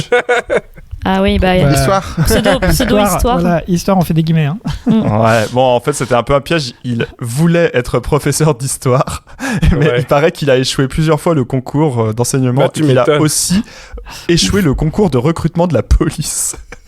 Pour vous dire à quel point il devait être nul. C'est une caricature de lui-même. Hein. On dirait que c'est faux. Ouais, c'est clair. Alors, puisqu'on parle d'extrême droite, parlons de J.K. Rowling, prof de quoi? Dans la Littérature littérature anglaise, ouais. Ouais, alors on oublie souvent, mais elle était prof de littérature anglaise et aussi de français. Donc, de français, Ah ouais. langue étrangère, qu'elle a enseigné en Écosse apparemment. Bigard, Ouais, d'accord. également, a été prof pendant 4 ans, mais de quoi? De sport, justement. Mais je pense. oui, de sport, bien sûr. Et alors, bon, vous avez remarqué, il manque quand même quelque chose dans cette histoire. Hein. J'ai trouvé qu'une seule femme, Ovidie, ex-actrice et réalisatrice, donc notamment sur la question de la pornographie. Français, je sais pas. De français, ouais. Enfin, elle Ouais. a un doctorat de lettres, elle est prof de Mhm. lettres, tout à fait. Mhm. Alors, je me suis demandé, je sais pas quel est votre avis, moi je me suis dit, peut-être les femmes sont obligées d'avoir un tel degré d'excellence qu'elles peuvent pas se permettre d'arriver dans un nouveau métier comme ça à l'improviste en n'ayant jamais fait ses preuves, mais bon, je sais pas, vous aurez peut-être Mhm. d'autres explications. Les mecs se lassent plus vite. Je sais pas. Les femmes, elles sont profs. C'est une espèce de truc classique, habituel. Il y a beaucoup de femmes dans l'éducation. Les mecs, ça les gave. Ils arrêtent. Ouais, c'est ça. Ça les gave, ou ils frappent des élèves et du coup ils sont obligés de devenir acteurs. Ouais, c'est ça. Ou alors, c'est ça. Elles sont bonnes dans leur métier d'enseignante. Alors, du coup, elles le restent. Parce que... Ouais, voilà. Bon, après, j'en ai trouvé une autre, mais qui est un peu moins connue, c'est Mayim Bialik, qui a joué la neuroscientifique dans The Big Bang Theory. Ah oui, elle a pas un doctorat aussi, non, elle? Prof de bio. Et bah, justement, ouais, elle était prof de bio, de neurosciences. Ils l'ont prise sur un rôle complètement Ah oui. fait pour elle. Donc, voilà. Bah, écoutez, franchement, vous avez été bon. Soit vous avez une bonne connaissance des clichés sur les profs, soit les profs eux-mêmes sont un peu clichés, je Ça doit sais être pas. ça. Ah oui, oui, non, mais ça se voit vraiment sur la gueule. Hein. Par contre, il n'y a pas eu de prof de maths et je suis très triste. Ouais, j'en ai pas trouvé. C'est vrai? Les profs de maths célèbres, où sont-ils? Bah, ça peut être toi, Romain, parce que comme tu le vois, il y a donc de Effectivement. l'espoir de reconversion dans le cinéma. Hein. J'y pense. On a parlé tout à l'heure de la police, de profs. On va voir ce qui se passe entre les deux. Puisque Cédric, tu vas nous parler de la saison 4 de la série The Wire avec comme question, est-ce que l'école peut changer le game? Exactement. Alors, d'abord, une petite question. Est-ce que vous avez vu cette série The Wire qui a été traduite par Surécoute ? Ça vous dit quelque chose ou personne n'a vu ? Ça me dit quelque chose, mais je l'ai pas vu. Oui, moi je l'ai vu, mais il y a 10 ans, quoi. Ok, oui, c'est vrai que ça date un peu. Hein. C'est culte, j'ai vu plein d'extraits, mais... C'est carrément culte, ça a commencé en 2002, et c'est très culte parmi les profs. Ouais, c'est vrai. Culte parmi les profs de philo, de sociaux. C'est une série qui porte sur la ville de Baltimore, sur le trafic de drogue, et en fait, on pourrait vraiment dire que c'est un film... à peu de choses près, de gauche, pour pas mal de raisons. Et sur le côté qui nous intéresse, film de prof, il développe justement un point de vue qui est vraiment, on va dire, presque à l'antithèse des films dont tu parlais, Alice, avec donc peu d'héroïsation, peu d'individualisation, mais au contraire une vue plus institutionnelle. Et c'est un petit peu le propre de cette série. Alors déjà, le format série permet de développer une temporalité un peu longue. Ce sont des saisons de un peu plus d'une dizaine d'épisodes, je crois. Et donc, on a le temps de s'installer dans tout ce qui se passe. On dit souvent que c'est une série un peu chorale, avec plein de personnages qu'on suit, donc même s'il y a des personnages vraiment hyper attachants, pour tous ceux et celles qui ont vu la série Omar ou Bubbles, sont des personnages vraiment incroyables. Voilà, on ne peut que tomber amoureux de ces personnages, c'est clair. Mais hormis ces personnages, il y a vraiment en fait comme sujet principal la ville de Baltimore et ce qui s'y passe, et toute une structure en filigrane. Il y a non seulement le fait que ça soit une série, le fait qu'elle soit focalisée sur un espace Baltimore, mais aussi le fait que chaque saison va développer une thématique en particulier. Donc la première saison, elle installe un petit peu le sujet, donc elle porte principalement sur les gangs à Baltimore et sur la police, voilà, un petit peu le game entre les deux. La deuxième saison, elle va porter sur un petit peu tout ce qui se passe dans les docks, dans les ports, et tout ce qui se passe en termes de lutte syndicale. Voilà. Et puis la troisième saison, elle va être plutôt sur l'aspect politique, les luttes pour le pouvoir dans la ville. Et c'est la quatrième saison donc, dont je vais parler, qui parle du système éducatif à Baltimore. Et la cinquième, elle est sur la presse, les médias. Donc à chaque fois, on a vraiment un point de vue assumé, principalement sur des institutions, et plus précisément sur des institutions qui en grande partie dysfonctionnent. Voilà, c'est principalement, on va dire, le cœur de cette série. Donc non seulement il y a ce temps long qui permet ça, le choix thématique, et puis il y a vraiment aussi des effets de cinématographiques. Il y a pas mal d'effets de montage, par exemple, avec des effets de cuts qui font des parallèles entre des institutions. On va voir ce qui se passe dans une réunion de policiers, puis hop, d'un coup on passe à une école. On est dans une école, puis hop, on est dans la rue. Et en fait, le parallèle qui est fait sans cesse par ces effets de montage dégage des structures sociales qui dépassent les simples individus. Un exemple parmi d'autres, dans l'épisode 1 de la saison 4, on voit en fait une réunion d'un côté de profs pour la réunion de rentrée. Voilà, donc on adore tous et toutes la réunion de rentrée, je crois. Voilà. Et du coup, on a en fait l'équivalent un peu dans la police, voilà, qui doit avoir des réunions de rentrée, j'imagine aussi. Et là, pour le coup, en fait, c'est un petit peu des discours un peu bullshit, quoi. Et en gros, le discours qui est proposé est vraiment très loin des réalités. Et à un moment donné, c'est un peu la fausse psychologie positive, où ils doivent répéter un acronyme. C'est IALAC, ça veut dire I am lovable and capable. Donc voilà, wow. je suis admirable et capable. Donc voilà, et on se motive pour l'année. Voilà. Ça va finir comme affiche dans la salle des profs, ça. Ah oui, bah, c'est super. Voilà. Donc on y croit. Allez. Donc il y a un effet, voilà, un petit peu de parallèle qui souligne encore plus les effets de bullshit que peuvent générer des institutions qui cherchent à croire qu'elles fonctionnent encore ou à les faire fonctionner malgré tous les dysfonctionnements. Et puis un autre point qui fait qu'il y a un aspect très focalisé sur l'institution, c'est qu'il y a pas mal de réflexivité au sein de la série. On a plusieurs personnages qui réfléchissent à ce qu'ils font dans leur institution, qui font dans le contexte dans lequel ils sont, et qui produisent des discours, parfois même de comparaison entre les institutions. Et une notion qui revient souvent, c'est la notion de game. La notion de game, elle est sans cesse présente dans les discours des personnages, elle est présente dans les titres de pas mal d'épisodes. Et en fait, effectivement, une institution comme l'institution scolaire, mais aussi les autres institutions, au fond, elle est décrite dans The Wire comme un game. Alors, qu'est-ce que c'est qu'un game ? Un premier aspect du game, c'est que c'est une sorte de cadre. Un cadre qui peut être un peu rigide. Finalement, quand on joue à un jeu, il y a des règles. Voilà, tout jeu implique certaines règles qu'on doit respecter. Ces règles, elles peuvent être un peu formelles, mais souvent c'est des règles un peu informelles. C'est des normes sociales. C'est des normes dont on n'a pas forcément saisi immédiatement, mais qu'on va ressentir. Bon, y a un des épisodes qui est assez intéressant, donc toujours dans la saison 4, c'est l'épisode 8, où il y a des jeunes qui sont de quartier, qui sont emmenés dans un restaurant un peu classe, quoi, voilà. Et du coup, il y a une confrontation entre leur propre game, qui est leur norme sociale à eux, leurs habitudes sociales, comment on se comporte, comment on parle, etc. Et on pourrait dire le game du restaurant très classe, avec là aussi tout un tas de normes et la confrontation avec ces normes et les habitudes qu'on n'a pas ou qu'on a. Donc voilà, ça c'est une notion qui va caractériser vraiment de manière générale ces institutions. Une institution, c'est un game. Et notamment l'institution scolaire. Puisque là, on navigue entre plusieurs institutions, mais il y a aussi une analyse critique de l'institution scolaire qui peut être étouffée par des règles un peu absurdes. Et notamment, il y a un contexte un peu spécifique américain à cette saison-là. Il y a une loi qui s'appelle le No Child Left Behind, qui voulait finalement, avec, je crois que c'est l'administration Bush, voulait améliorer les résultats des examens. Et en fait, a instauré des pratiques qui font que les financements ne sont accordés que si finalement on se soumet à des statistiques et que si ces statistiques sont bonnes. Et va se développer une sorte d'enseignement qu'on va appeler un enseignement pour l'examen, où au lieu de laisser les profs bosser dans le fond de leur discipline pour communiquer du sens, pour communiquer des choses qui ont finalement un enjeu, des enjeux et une signification profonde, eh bien on va enseigner juste pour l'examen. Voilà, pour réussir, pour passer des statistiques qui sont absurdes, qui sont là que pour être manipulées, pour mettre de l'apparence, dire que les choses vont bien, ou contrôler un petit peu certains espaces ou certains lieux. C'est donc voilà. Spécifique aux États-Unis, ça Ça, non.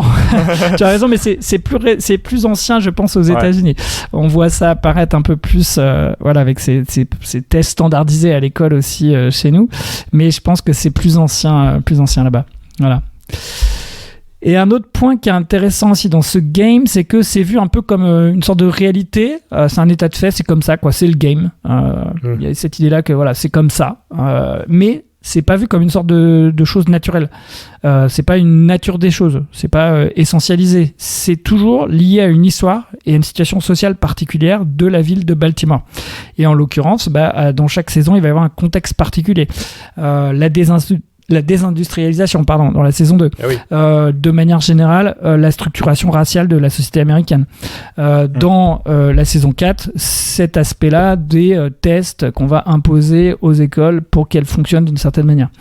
Donc vraiment, il y a un propos super intéressant dans The Wire sur le côté institutionnel, qu'on a quand même rarement dans les films de profs. On voit assez peu des films sur l'institution scolaire, ou alors, comme on l'a déjà un petit peu dit, pour se moquer de manière un peu générale d'une institution qui serait rigide, autoritaire, avec des figures un peu de profs particuliers, mais sans aller dans le fond de la manière dont ça fonctionne une institution. Donc là, je trouve que c'est déjà un truc super intéressant dans The Wire, c'est cette plongée dans le game d'une institution, comment est-ce qu'elle fonctionne de manière un peu pesante. Après, l'autre aspect du game, c'est que c'est pas seulement un truc pesant qui noie l'individu dans des structures qui préexistent. Il y a aussi l'idée que le game, c'est le game que moi je peux jouer. Et donc, il y a toujours l'idée qu'on peut avoir un peu des stratégies, des petites tactiques, des dynamiques de pouvoir ou pour échapper au pouvoir. Le game initial, c'est un peu le jeu du chat et de la souris entre les trafiquants et la police. Ouais. Donc, il s'agit de trouver un peu des circonstances, savoir s'adapter, savoir naviguer dans un environnement. Et donc, il y a cette idée qu'au fond, tout n'est pas stabilisé pour toujours et qu'il y a une certaine marge de manœuvre. Mais c'est pas conçu, on pourrait dire un peu de droite, comme une sorte de liberté absolue, quoi, de l'individu qui doit se responsabiliser. Ouais, t'as une marge de manœuvre dans un truc très fermé, quoi. Exactement, c'est une marge de manœuvre dans un espace social, en fait. Et là, justement, le propos de la série, c'est vraiment de rappeler que c'est pas l'individu qui se sort lui-même tout seul de la situation dans laquelle il est, et que finalement, il y a toujours ce cadre qui est présent. Et un autre point qui est intéressant, c'est que les individus dans le game des institutions, donc non seulement ils cherchent un peu à déplacer les places, mais du coup ils sont toujours conçus, pas juste comme des objets qui sont posés dans une institution, pas juste comme des pions finalement, mais ils sont toujours conçus comme ayant une certaine agentivité, on pourrait dire, une certaine capacité d'action, qui alors n'est pas soutenue par l'institution. Par exemple, on a un professeur qui s'appelle Prez dans cette série et on voit bien qu'il débarque dans l'institution, voilà, qu'il n'a pas été soutenu par elle, qu'il doit se débrouiller, qu'il doit trouver comment faire, avec une action qui se fait un peu de manière collective, qui s'apprend. Il va être entouré d'autres profs qui vont lui expliquer. Il y a vraiment un chouette moment un peu de pédagogie entre profs où on se dit bah non, ça, il faudrait mieux pas que tu fasses ça, c'est peut-être mieux, pense plutôt à faire comme ça, avec même l'idée que faut pas arriver avec des idées préconçues, faut partir de ce qu'on voit, et puis pas se dire que les élèves sont comme ça. Voilà, donc il y a des moments un petit peu d'une agentivité qui se cherche, qui parfois échoue, avec des idées un peu à la con. Ça fait partie du taf aussi. Ah bah oui, c'est ça, on se plante, mais on voit qu'il réfléchit pas en tant que prof au départ. D'ailleurs, c'est un ancien policier, donc du coup, il réfléchit un peu peut-être en ce sens-là. Et donc, au départ, il fait un petit système de petits stickers pour donner des prix aux élèves qui se comportent bien. Et puis les autres, petit système de sanctions. Vous allez être en detention chez moi. Enfin après, pas chez moi, mais juste après la classe. Voilà, vous allez rester avec moi, quoi. Le truc qui tourne au thriller et il amène des gens chez lui et tout. C'est à cause de vos trucs là, d'accusation tout à l'heure. Là. Voilà, donc du coup on a des personnages qui cherchent une agentivité et on rentre pas dans des tropes qu'on a évoqués tout à l'heure avec le prof sauveur qui dans une institution délabrée va sauver les enfants, avec en plus quelque chose qui surajoute ici dans ce contexte, qui serait le sauveur blanc. Le sauveur blanc qui va sauver les pauvres enfants noirs. Voilà, donc là très clairement un petit rappel justement d'un film qui s'appelle Esprit rebelle, Dangerous Minds, 1995, qui c'est pas la fin, mais bon, il y a une phrase finale où la prof est citée par ses élèves de la manière suivante. We see you as being our light. Voilà, tu es notre lumière. Alors, dans un contexte racial, oui. là quand même, on est vraiment dans ce mythe-là du sauveur blanc qui vient sauver ces enfants noirs dans des situations délabrées. Voilà. Et du coup, il se trouve que on n'est pas là-dedans avec The Wire. On tombe pas dans ce trope-là, même s'il y a des petites critiques qu'on peut lui faire. Par exemple, c'est des critiques qui ont été faites, je fais que les rapporter, on voit peu de familles soutenantes. On voit une institution familiale qui elle-même dysfonctionne. Donc ça, c'est un premier point qui renforce un peu un trope conservateur qui dirait que c'est parce que ces enfants, les familles s'en occupent pas, c'est de leur faute. Bon. On voit aussi assez peu d'auto-organisation des quartiers. On voit plutôt des institutions qui fonctionnent pas, des quartiers qui sont un peu laissés à l'abandon, et puis pas beaucoup, il y en a un petit peu, mais pas beaucoup d'auto-organisation. Donc c'est vrai qu'on pourrait dire que c'est une série qui parfois pourrait faire courir le risque finalement de promouvoir un discours conservateur sur l'ensauvagement de la société, des gens qui sont sauvages, qui respectent plus rien, des enfants qui sont laissés à l'abandon. Mais en fait, c'est pas tellement le propos de la série, même si finalement c'est peut-être un point un petit peu dommage dans la série. Son propos, c'est plutôt de dire que en fait, c'est à cause du game de la drogue et du game politique que au fond tout ça est empêché. C'est plutôt montré comme quelque chose d'empêché, plutôt comme quelque chose qui n'est pas là, point, et qui serait la source. La source, elle n'est pas posée comme étant finalement la faute des familles ou la faute de l'absence d'organisation des quartiers. Donc bon, c'est un petit point peut-être un peu moins bien dans cette série, mais qui porte pas lieu finalement à une critique aussi radicale. Un autre point que j'ai trouvé vraiment bien, et on parlait du point de vue des élèves tout à l'heure, c'est que c'est une série qui, du coup, aussi aborde le point de vue des élèves et qui les montre pas juste comme des individus qui seraient des cancres ou qui seraient hors institution, etc., mais qui montrent qu'en fait, ils sont hyper intelligents, qu'ils sont curieux, qu'ils ont plein d'observations, et qu'il y a un petit mélange ici entre le game de la rue et au fond le game de l'éducation. Et en fait, le lien ne se fait pas forcément, aussi parce que l'institution elle-même ne prend pas en compte des facultés, des capacités que ces enfants ont dans la rue. Et il y a à un moment donné un personnage qui s'appelle Colvin qui finalement voit que la tâche qu'ils ont à faire ne fonctionne pas parce que c'est un problème un peu abstrait. Et puis en fait, quand on leur montre les liens avec leur quotidien, avec ce qu'ils savent faire, et tout de suite en fait on se rend compte qu'ils savent, qu'ils ont plein d'idées, qu'ils participent. C'est pas juste ils s'intéressent à rien et ils sont débiles, tout ça. En fait tout ça c'est vraiment ça n'a aucun sens. Et donc on voit que au fond, on a des individus qui sont conçus, non pas comme extérieurs, comme juste des objets, mais comme vraiment des personnes qui sont capables, qui ont une intelligence, qui savent très bien raisonner et s'impliquer. Voilà. Il y a une certaine lucidité petit à petit pédagogique qui s'éclaire justement chez certains profs qui comprennent petit à petit ce genre de choses. Et ça, je pense qu'en tant que prof, c'est un point qu'on supporte pas chez d'autres profs. Voilà. Qui peut nous mettre à part de la salle des profs parfois. Toutes ces petites remarques sur les élèves. Ah là là, ils sont bêtes, ils comprennent rien. Ils ont rien à faire là. Voilà, ils ont rien à faire là. Ça c'est terrible. Bon, cette manière de les laisser dans une pseudo-situation qu'on imagine. Bon. Donc là, il me semble que la série The Wire, elle permet aussi de voir ce point-là. Après, il y a pas vraiment même si le game est aussi la marge de manœuvre de l'individu et la manière dont il essaye de s'en sortir, il n'y a pas vraiment de sortie du game général, du game de l'institution, du game du cadre, de la drogue notamment. Ou du moins, il n'y a pas de focalisation. Et en fait, je pense que c'est un point intéressant de la série. C'est-à-dire que les personnages qui se sortent de l'univers de la drogue, etc., en fait, il y en a assez peu, ils sont peu montrés. Mais je trouve que c'est bien parce qu'on n'individualise pas, parce qu'on n'héroïse pas. Et il y a notamment un personnage qui s'appelle Dennis Cutty qui monte un club de boxe, qui veut sortir de la drogue, et il est sorti de prison et il monte ce club de boxe. Et en fait, là, on voit que justement le sport aurait pu être un véhicule de discours idéologique sur la méritocratie, sur le fait qu'on se donne à fond dans le sport et on peut y arriver, etc. Bon, voilà, on aurait pu tomber dans ce trap. Et en fait, pas du tout. C'est un peu en filigrane. Lui-même est très modeste. Dès qu'on lui fait des compliments, il se détourne, il regarde ses élèves en train de faire de la boxe. Donc finalement, c'est intéressant qu'on voit pas des trajectoires de sortie du game parce que c'est difficile de les montrer sans héroïser, sans individualiser et sans tomber dans le discours méritocratique. Ouais.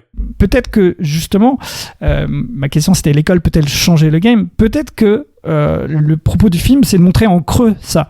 C'est-à-dire qu'au fond, il y a quand même une confiance qui est donnée dans le game de l'institution scolaire parce qu'elle reste, malgré les critiques, elle reste quelque chose dans lequel on voit que des individus ont confiance. Notamment, il y a un personnage qui s'appelle Bubbles qui pousse finalement un jeune qui sait plus compter, qui sait plus rien faire, à elle retourner à l'école. Voilà, et il l'engueule, il lui dit allez, reviens à l'école. Donc il y a quand même malgré toutes les critiques de l'institution, une certaine confiance dans l'institution. Et même si ça va pas jusque-là, je pense, peut-être en creux en tout cas, l'idée que changer le game, ça serait finalement sortir du game au sens du sortir du système de place, sortir du système de classe. Le but c'est pas finalement de lutter pour obtenir une place, permettre que l'école donne à chacun la possibilité d'arriver à des places qui seraient différenciées, etc. Mais que peut-être derrière, il y a une critique sociale un peu plus forte sur justement ce système de place, ce système de classe, cette manière dont, au fond, il y a une classification des individus qui les enferme dans des places particulières, comme ces corner keys, dont le sujet est cette saison 4. Voilà. Ouais, c'est vraiment intéressant. Bravo déjà pour le résumé de cette série monstrueuse. Et il y a du boulot pour rattraper jusqu'à la saison 4. C'est ramifié, vous n'avez pas du tout regardé The Wire jusqu'à présent. Il y a un truc, c'est ça, c'est des souvenirs. Moi, je l'ai vu il y a longtemps, mais on entre à l'école dans la saison 4 parce que précisément, il y a un ancien flic des saisons précédentes, qui se reconvertit, qui arrête d'être flic et qui devient prof. Et il y a un truc un peu ambivalent là-dedans, parce qu'il va être un peu un meilleur prof qu'un bon flic. Il était pas très bon. Mais il y a ce truc de quand on fait plus confiance à l'institution policière, parce que c'est un peu son cas, il est complètement désabusé et tout ça. Il était un peu bleu au début et puis il est très très vite, il déchante quoi. Et ben on se reconvertit, on retrouve la confiance. Dans l'école, l'institution scolaire. Alors, il va être déçu, évidemment, aussi, mais c'est là que lui, il va essayer de se battre en tant que prof, ce qu'il a jamais vraiment fait en tant que flic. C'est un bon personnage et c'est un bon pivot thématique dans la série, quoi. J'ai oublié son nom. Eh ben, c'est Prez. Ouais, c'est Prez, ouais. C'est lui, ouais, exactement. Après, il y a Colvin aussi. Il y a deux personnages principaux dans cette saison 4 qui sont dans l'institution scolaire. C'est effectivement... alors, tous deux sont liés à l'institution policière au départ, mais effectivement, comme tu le dis, s'éloignent en tout cas de ces pratiques-là. Et donc, c'est Prez et Colvin, exactement. Ouais. Et si je me souviens bien, Prez devient prof de maths. On a enfin notre prof de maths stylé. Oui, c'est ça, exactement. Voilà. Exactement. Merci. Ouais, il est là, Donc, tu vois, on ne naît pas prof de maths, on le devient. C'est bon ça. Mais du coup, faut avoir été flic avant, c'est ça? Ouais, voilà. Tu sais ce qu'il te reste à faire. Pose-toi les bonnes questions. Je trouvais ça intéressant aussi de déplacer, de replacer la question de l'école, évidemment, dans le contexte nord-américain et aux États-Unis et à Baltimore en particulier. T'as dit ce que ça avait de spécifique, mais ça le met aussi dans le contexte évidemment du cinéma et des séries états-uniennes. Et un truc que nous on connaît pas vraiment en France, ou alors vous allez me détromper, mais c'est la présence hyper majeure de l'école, mais dans le teen movie et dans les séries adolescentes, où là le lieu de l'école est super omniprésent et très codifié, et on n'a pas vraiment ces équivalents-là en France. Alors on se plaint des films de profs de France parce qu'on n'a pas de vraiment la tradition du teen movie à la française, peut-être, je sais pas. Il y a un autre rapport, j'ai l'impression, au lycée américain, pour y avoir été pour le boulot. C'est vraiment un lieu où, en plus des cours qui sont globalement le matin, il y a toutes les activités l'après-midi. Et en fait, vraiment, toutes les après-midi, il y a des activités pour les étudiants, les élèves, et donc du coup ils s'approprient vraiment plus les bâtiments et les lieux qu'en France peut-être. Et finalement après dans beaucoup de teen movies justement ça reste un lieu, et c'est pas ça ne dit pas grand-chose finalement de l'activité scolaire en elle-même. J'aurais aimé faire une chronique sur High School Musical, évidemment. Je me suis dit qu'il y avait peut-être des trucs à dire, mais en fait, en y réfléchissant, c'est clair que c'est le lieu d'autre chose, le lycée dans les teen movies. Ouais. C'est des histoires qui sont pas des histoires de lycée. D'ailleurs, les lycéens sont pas tout à fait des lycéens. c'est souvent des gens qui sont plus grands et qui ont des intérêts que ont pas trop les élèves de 15 à 17 ans normalement. Oui, genre savoir ce que tu vas faire comme brillante carrière, sachant que tu sais tout faire et qu'il faut choisir. Mais heureusement, c'est possible de faire à la fois l'école de chant et l'école de basket. Ouais, ça c'est incroyable. J'ai spoilé High School Musical. Bravo. Bah, c'est un bon résumé. Et ça fait plusieurs fois que ça revient, si on parlait d'High School Musical, à force on va finir par la faire cette émission. Hein. C'est ça, c'est même pas dans l'épisode sur l'école, c'est un peu nul. Mais ni sur les comédies musicales.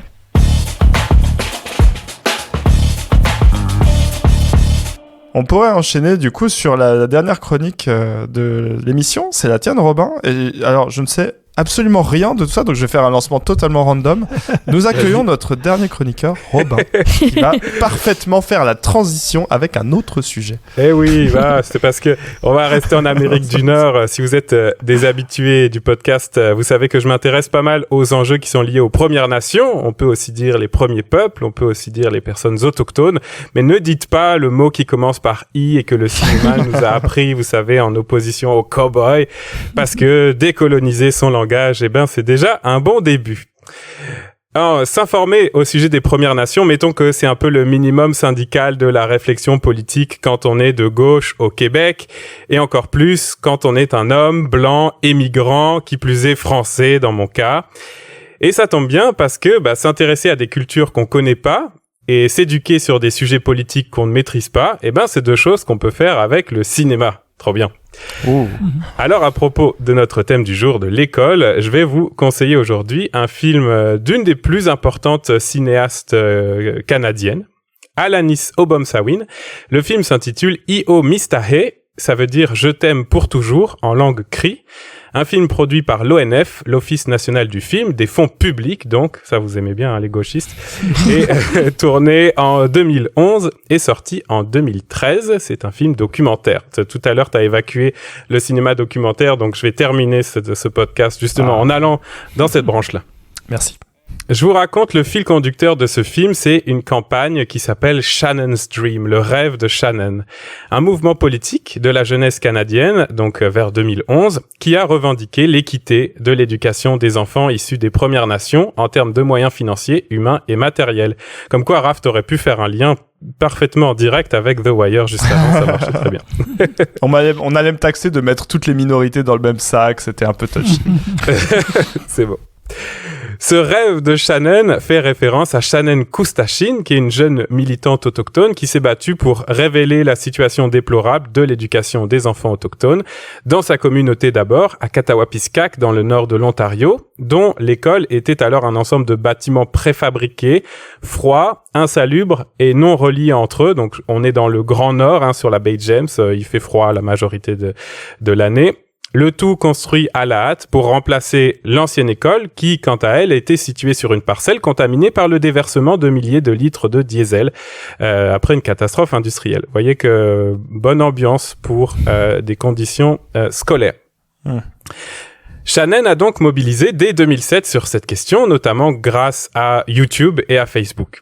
Elle a porté la parole des jeunes autochtones dans la presse, dans des conférences, on en voit des extraits dans le film, dans des manifestations, mais surtout, c'est la mort tragique de Shannon dans un accident de voiture en 2010, quelques semaines avant ses 16 ans, qui va agir comme le catalyseur du lancement de cette campagne, donc le rêve de Shannon, porté par la jeunesse canadienne, pas seulement autochtone, donc, et relayé par des enseignants et enseignantes qui vont sensibiliser leurs élèves allochtones à cette cause, incarné par une délégation de jeunes autochtones qui se rendent devant la caméra d'Alanis Obomsawin en Suisse, aux Nations Unies, pour défendre leurs droits et mettre le Canada face à ses responsabilités. Hein, c'est tout simplement le droit des enfants à l'éducation.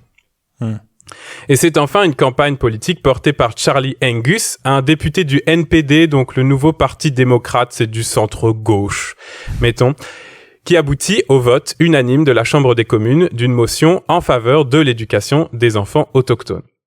Charlie Angus, c'est un des protagonistes récurrents de ce film documentaire avec les parents et la sœur de Shannon. Et c'est intéressant parce que la cinéaste prend le temps de le construire comme un allié. C'est beau cette construction de personnage dans le documentaire, parce qu'au début, on sait pas trop. On doute un peu de sa sincérité, évidemment. Et dans la première scène où il intervient, il est très dans la com politique, quoi. Et puis, en fait, on apprend progressivement qu'il a lui-même hébergé Shannon et sa sœur pour qu'elles quittent la réserve où elles habitaient afin de faire de meilleures études. Et puis, on le voit plusieurs fois avec sa guitare. Alors, il a écrit lui-même une chanson un peu kitsch qui s'appelle Diamonds in the Snow et qui parle donc de ces élèves qu'on laisse comme des pépites dans la neige et qu'on voit pas. Tu vois. Donc, c'est à la fois un hymne du mouvement, un hommage, une sorte de tombeau à Shannon, et c'est presque un peu ridicule. Mais c'est ce ridicule qui fait que ce personnage, il est construit comme sincère et absolument touchant dans le film. Donc, voilà, il y a la construction d'un allié. Donc ça, c'est pour le contexte, le contenu et même un peu le message du film, hein, si on veut parler de manière un peu binaire. Vous voyez que c'est quand même fort. Mais évidemment, parlons de cinéma, parlons un peu de forme. Comment c'est fait tout ça ? À première vue, c'est un documentaire de facture assez classique avec un principe de métonymie. Donc le destin individuel, qui plus est un destin tragique, d'une personne qui symbolise à elle toute seule le destin de sa communauté. Donc on est au Québec, un héritage du cinéma direct, on filme des choses qui se passent avec une caméra légère, mobile, on progresse avec les événements, ici les événements politiques qui sont en gros un peu après la mort de Shannon jusqu'à l'adoption de la motion Le rêve de Shannon au Parlement.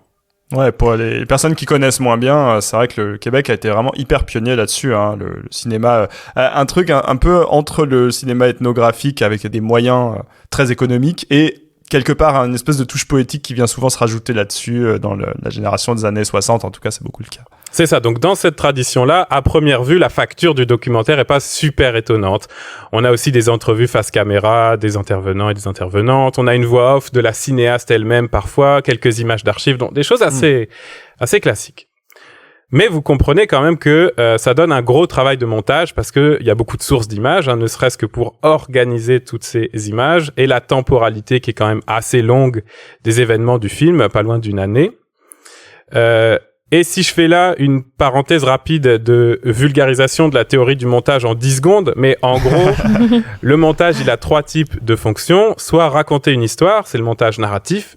Soit expérimenter avec la forme, donc on fait des correspondances plastiques, on fait de la recherche esthétique. Ça, ce serait le montage poétique.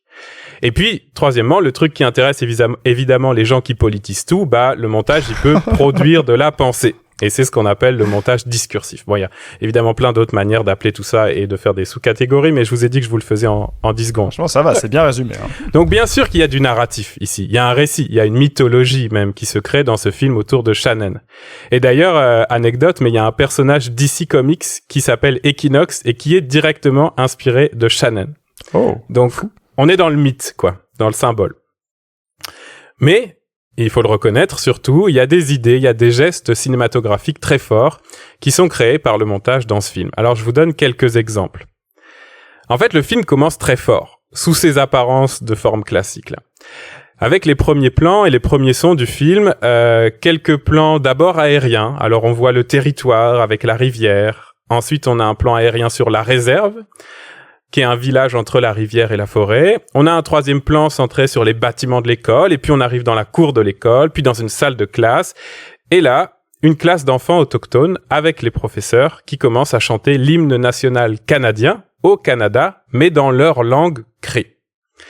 Et ça, politiquement, c'est très puissant parce que pour qui connaît l'hymne national, la toute première phrase de Au Canada, c'est Au Canada, our home and native land. Oh. Et en français, Au Canada, terre de nos aïeux. Ouais. Pas ceux de tout le mandat. Ouais. Qui est ce nous qui peut chanter Au Canada, terre de nos aïeux? Tout le problème du film est là, en fait. Tout est planté.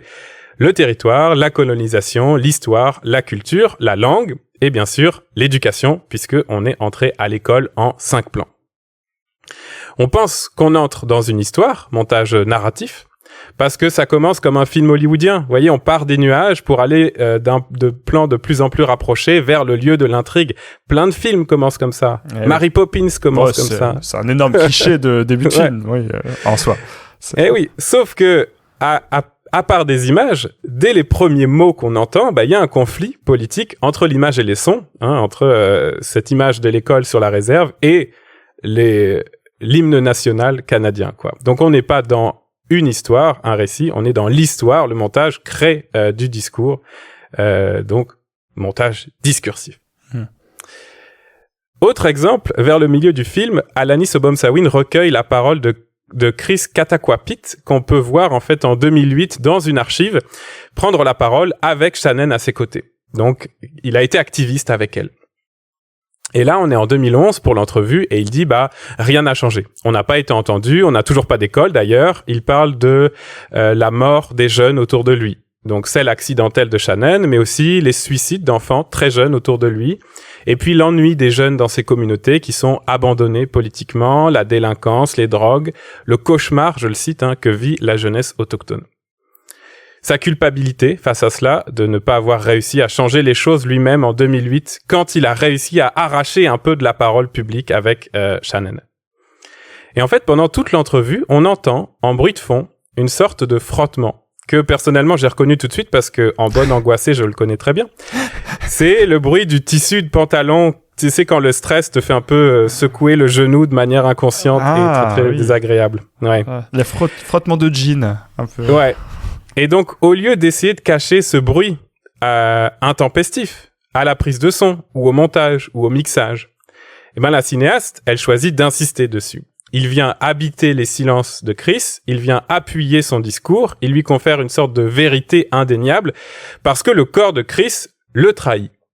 Et en plus, c'est un son qui est un peu stressant lui-même. Vous voyez, derrière les paroles, c'est gênant, c'est répétitif, c'est un frottement. On se dit, qu'est-ce que ça fait là?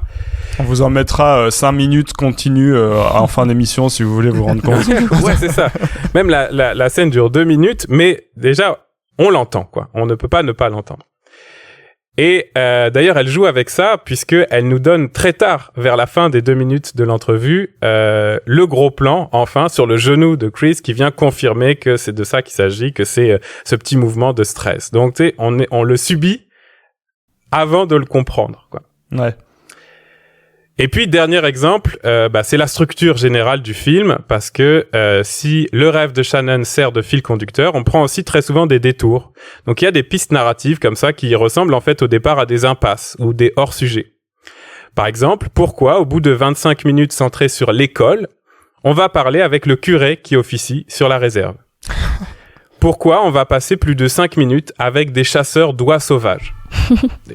On se demande au départ. C'est que, au fur et à mesure du film, se dessinent les contours d'un thème qui hante le film, même s'il n'est prononcé explicitement qu'une seule fois, je crois, les pensionnats pour autochtones. Donc, ces établissements destinés à scolariser et à évangéliser les enfants autochtones, qui ont été l'instrument principal du génocide culturel perpétré envers les Premières Nations. Donc, on parle d'enfants retirés à leur famille, coupés de leur culture, interdits d'apprendre leur langue maternelle, mais aussi du génocide tout court, puisque les enfants sont morts par milliers dans les pensionnats pour autochtones. Or, en 2011, quand le film est tourné, la Commission de vérité et de réconciliation du Canada est encore en cours. Elle s'est terminée fin 2015. Commission qui vise précisément à documenter le système des pensionnats pour enfants autochtones, à en mesurer les impacts, y compris au présent, et donc à proposer des appels à l'action en vue d'une réconciliation et d'une réparation. Oui, réconciliation, ça veut souvent dire ça dans ce genre d'affaires. Ouais. C'est pour que ça aille mieux, mais c'est quand même pour faire payer aussi. Ouais. Et donc, en parlant dans le film de la langue et des traditions autochtones, en montrant le clergé catholique, en suivant la délégation des jeunes à l'ONU, Alanis Obomsawin établit, de manière un peu impressionniste comme ça, il faut le comprendre par petites touches, mais très clairement quand même, un lien entre le système des pensionnats pour autochtones au passé et l'abandon des écoles autochtones au présent, un lien d'équivalence, une comparaison, mais aussi probablement un lien causal. Évidemment, c'est à nous de fabriquer le lien, mais on le comprend. Et je crois que cette lecture-là était déjà forte au moment de la sortie du film en 2013. J'étais pas au Québec et j'étais loin d'être informé sur ces enjeux-là à l'époque, mais le film a eu quand même une reconnaissance critique importante à sa sortie. En revanche, cette lecture-là, elle est évidente aujourd'hui, alors que, entre-temps, la Commission de vérité et de réconciliation a rendu son rapport, alors que la mort de Joyce Echaquan, cette femme Atikamekw morte en septembre 2020 dans un hôpital québécois après avoir pu documenter en vidéo le racisme qu'elle avait subi de la part du personnel soignant, décès qui a forcé d'ailleurs Justin Trudeau à reconnaître le racisme systémique subi par les Premières Nations au Canada. Et aujourd'hui, on est aussi après la découverte de nouvelles sépultures non marquées, notamment en 2021 en Colombie-Britannique. Donc, voilà, cette lecture, elle est évidente aujourd'hui. Peut-être qu'elle est un peu trop évidente, je sais pas, par rapport au contexte de l'époque. C'est vrai que c'est un sujet sur lequel on a entendu beaucoup plus de choses là récemment, mais oui, c'est quand même une prise de conscience qui n'a pas toujours été là. Ouais. Mais assurément, le film a servi aussi à ça, c'est sûr. Mais en guise de dernière manière d'ouvrir un peu la réflexion de ce film et de le faire jouer au présent la pensée du film, je vais vous lire, traduit en français, donc dans les sous-titres, les mots prononcés par Shannon dans une archive qu'on voit dans le film, la première fois, en fait, qu'elle apparaît à l'écran. Je la cite. « J'aimerais vous parler de ce que ressent un enfant qui grandira sans jamais voir une vraie école. J'aimerais vous parler de ce que ça fait de ne pas avoir la chance d'être fier d'avoir une éducation. C'est difficile d'être fier quand vos salles de classe sont glaciales et que des souris passent sur votre nourriture le midi. C'est difficile de croire que vous pourriez devenir une personne importante quand vous n'avez pas de ressources, comme une bibliothèque ou des laboratoires. C'est pour cette raison que certains de nos élèves abandonnent les études en 4e et en 5e année. Ils arrêtent simplement d'aller à l'école. Mettez-vous dans la peau d'un enfant qui croit n'avoir aucun avenir. » Fin de la citation. Évidemment, en regardant ce film, non seulement aujourd'hui, en 2024, avec le recul temporel dont je viens de parler, mais aussi, surtout, avec un regard de français, de prof de français, et avec en tête l'abandon du système scolaire public organisé par la Macronie et déjà depuis un certain temps finalement, c'est très frappant le parallèle entre l'abandon des écoles pour les enfants autochtones dans les réserves et celui des écoles et des lycées en France, et particulièrement évidemment dans les quartiers populaires français en banlieue. Et on se souvient récemment des élèves et des profs du lycée Blaise Cendrars à Sevran, en Seine-Saint-Denis, qui dénonçaient dans des vidéos diffusées sur les réseaux sociaux le délabrement de leur lycée, des profs qui d'ailleurs avaient été rappelés à l'ordre par leur hiérarchie. Hashtag pas de vague.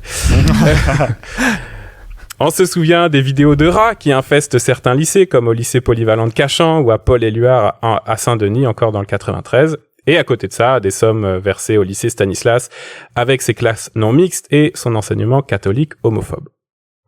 Donc, les parallèles évidents qu'on fait quand on voit ce film et qu'on s'intéresse aussi un minimum à la situation de l'école publique en France montrent à quel point finalement la politique de France est plus que raciste, elle est coloniale.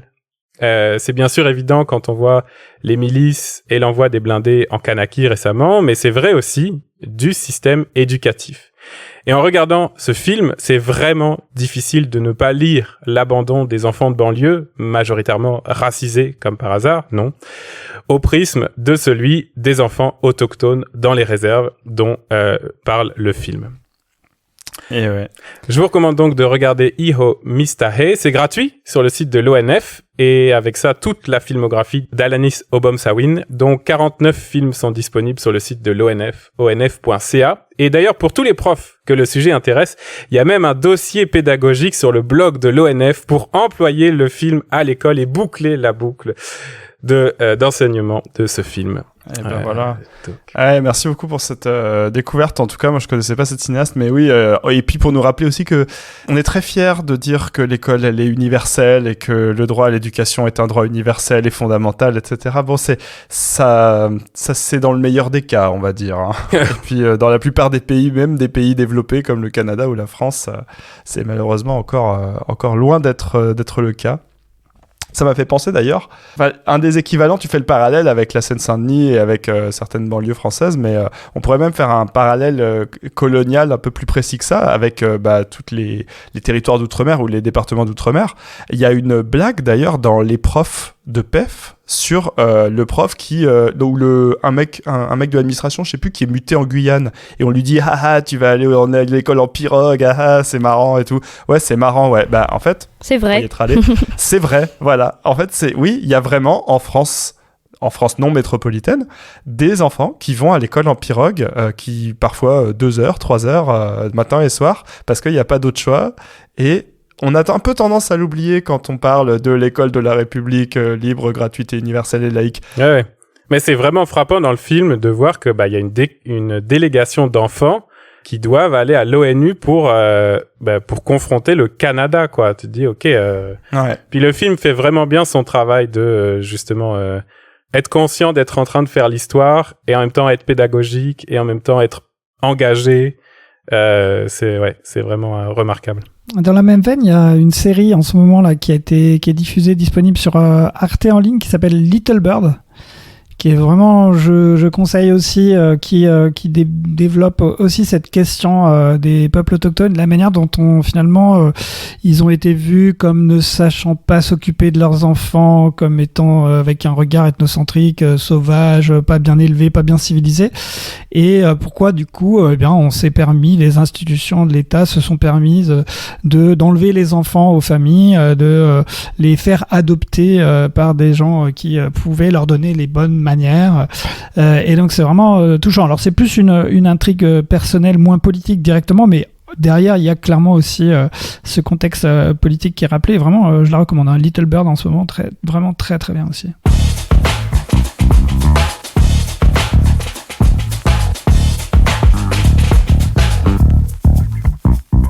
Justement, on va continuer dans la lancée de Cédric en terminant, comme d'habitude, l'émission par des conseils, peut-être encore un peu plus généraux par rapport au thème du jour, ou même, je sais pas, c'est une émission un peu plombante quand même parfois, sur certains. Donc, si vous avez juste des conseils, des choses que vous regardez en ce moment. En tout cas, qui a des conseils dans le thème, Raph? Ouais, franchement, dans le thème, et pas plombant, on n'a pas parlé du tout des Beaux Gosses de Riyad Satouf, mais moi j'adore ce film.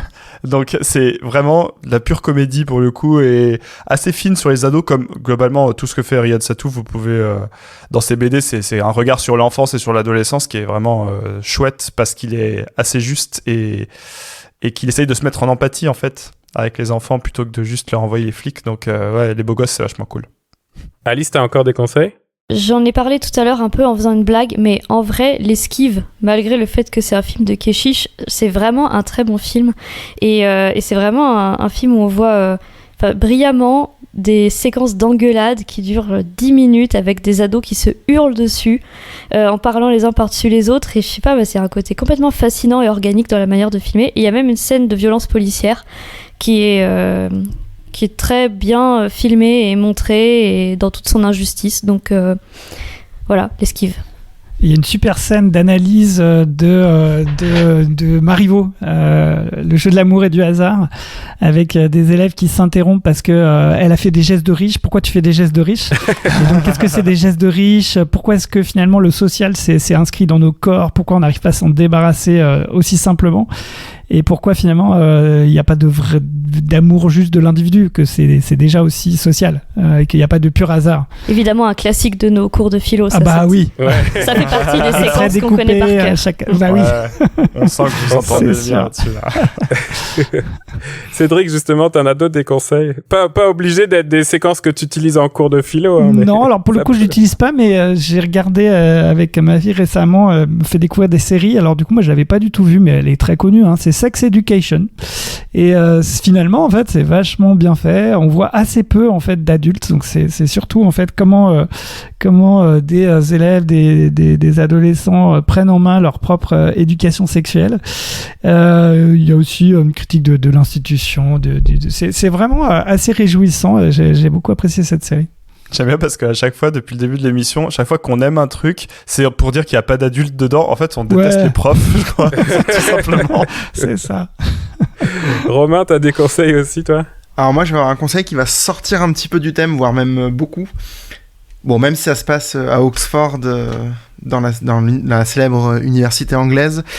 C'est un livre qui s'appelle Babel de Rebecca F. Kuang. C'est de la fantaisie décoloniale qui parle de racisme systémique, de lutte des classes et de convergence des luttes.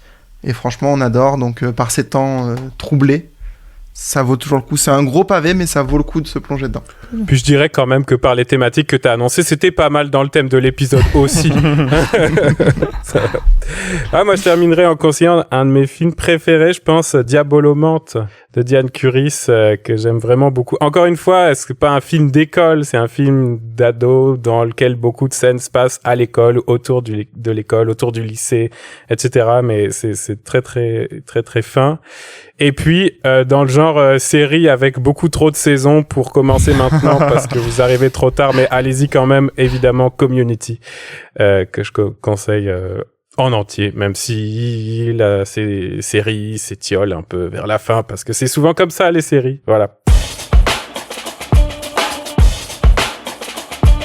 On terminerait en faisant la promo du podcast. D'habitude, on fait la promo de tout le monde, mais on l'a dit, vous êtes tous profs. Il n'y a pas de créateurs de contenu, de youtubeuses aujourd'hui dans l'émission. On a zéro actu. À part saluer vos élèves, je sais. Ah si, moi j'ai une actu. Moi j'ai sorti un livre. C'est vrai. Et oui. On a dit que t'étais le moins prof de tout le monde. Alors. Ouais, exactement. Et ben voilà, posez-vous les bonnes questions, les autres. Alors, c'est quoi ce livre ? Eh ben, j'ai sorti un livre qui est une version remaniée de ma thèse, mais en plus accessible et qui parle de plus de films différents.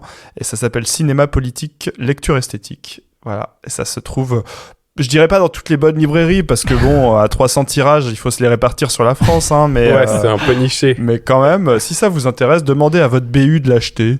Ce sera beaucoup mieux, ça permettra que ça serve à tout le monde, et puis voilà. À votre BU ou à votre CDI. Et oui. Si on est écouté par des plus jeunes aujourd'hui. Ouais, je salue mes élèves qui écouteraient le podcast et qui l'auraient découvert à cause du fait que je bad buzz sur Twitter. Moi, je salue mes élèves, notamment ceux qui m'ont demandé de tourner dans leur film de fin d'année pour leur projet scolaire. Donc oui, je mets une baffe à un élève dans un film. Oh. Mais je vous rassure, c'est pour de faux. C'est ça qu'on aurait dû chroniquer, tiens. Tu vas peut-être devenir acteur célèbre. J'ai pas encore le film, mais quand je l'aurai, promis.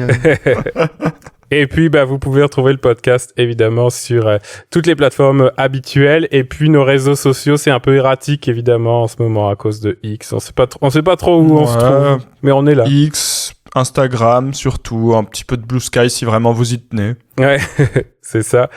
On est une invention sans avenir et on se retrouve dans 4 à 6 semaines. Ce sera... l'épisode d'été. Ouais. On verra ce que c'est. C'est bon. À la prochaine. Bye. Salut. Salut. Bye.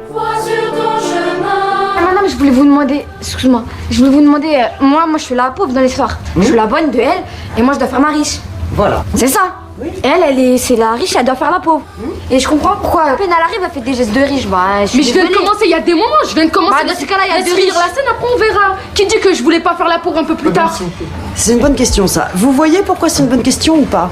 Non.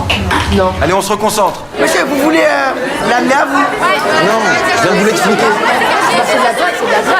Le prof il veut gérer Leslie. Le prof il veut gérer Leslie. I'm back. I get the back. Yes, I'm back, I get the back. I hope so. But don't foot you to my girl. Voilà. Oh no, I don't foot you of your girl. Never.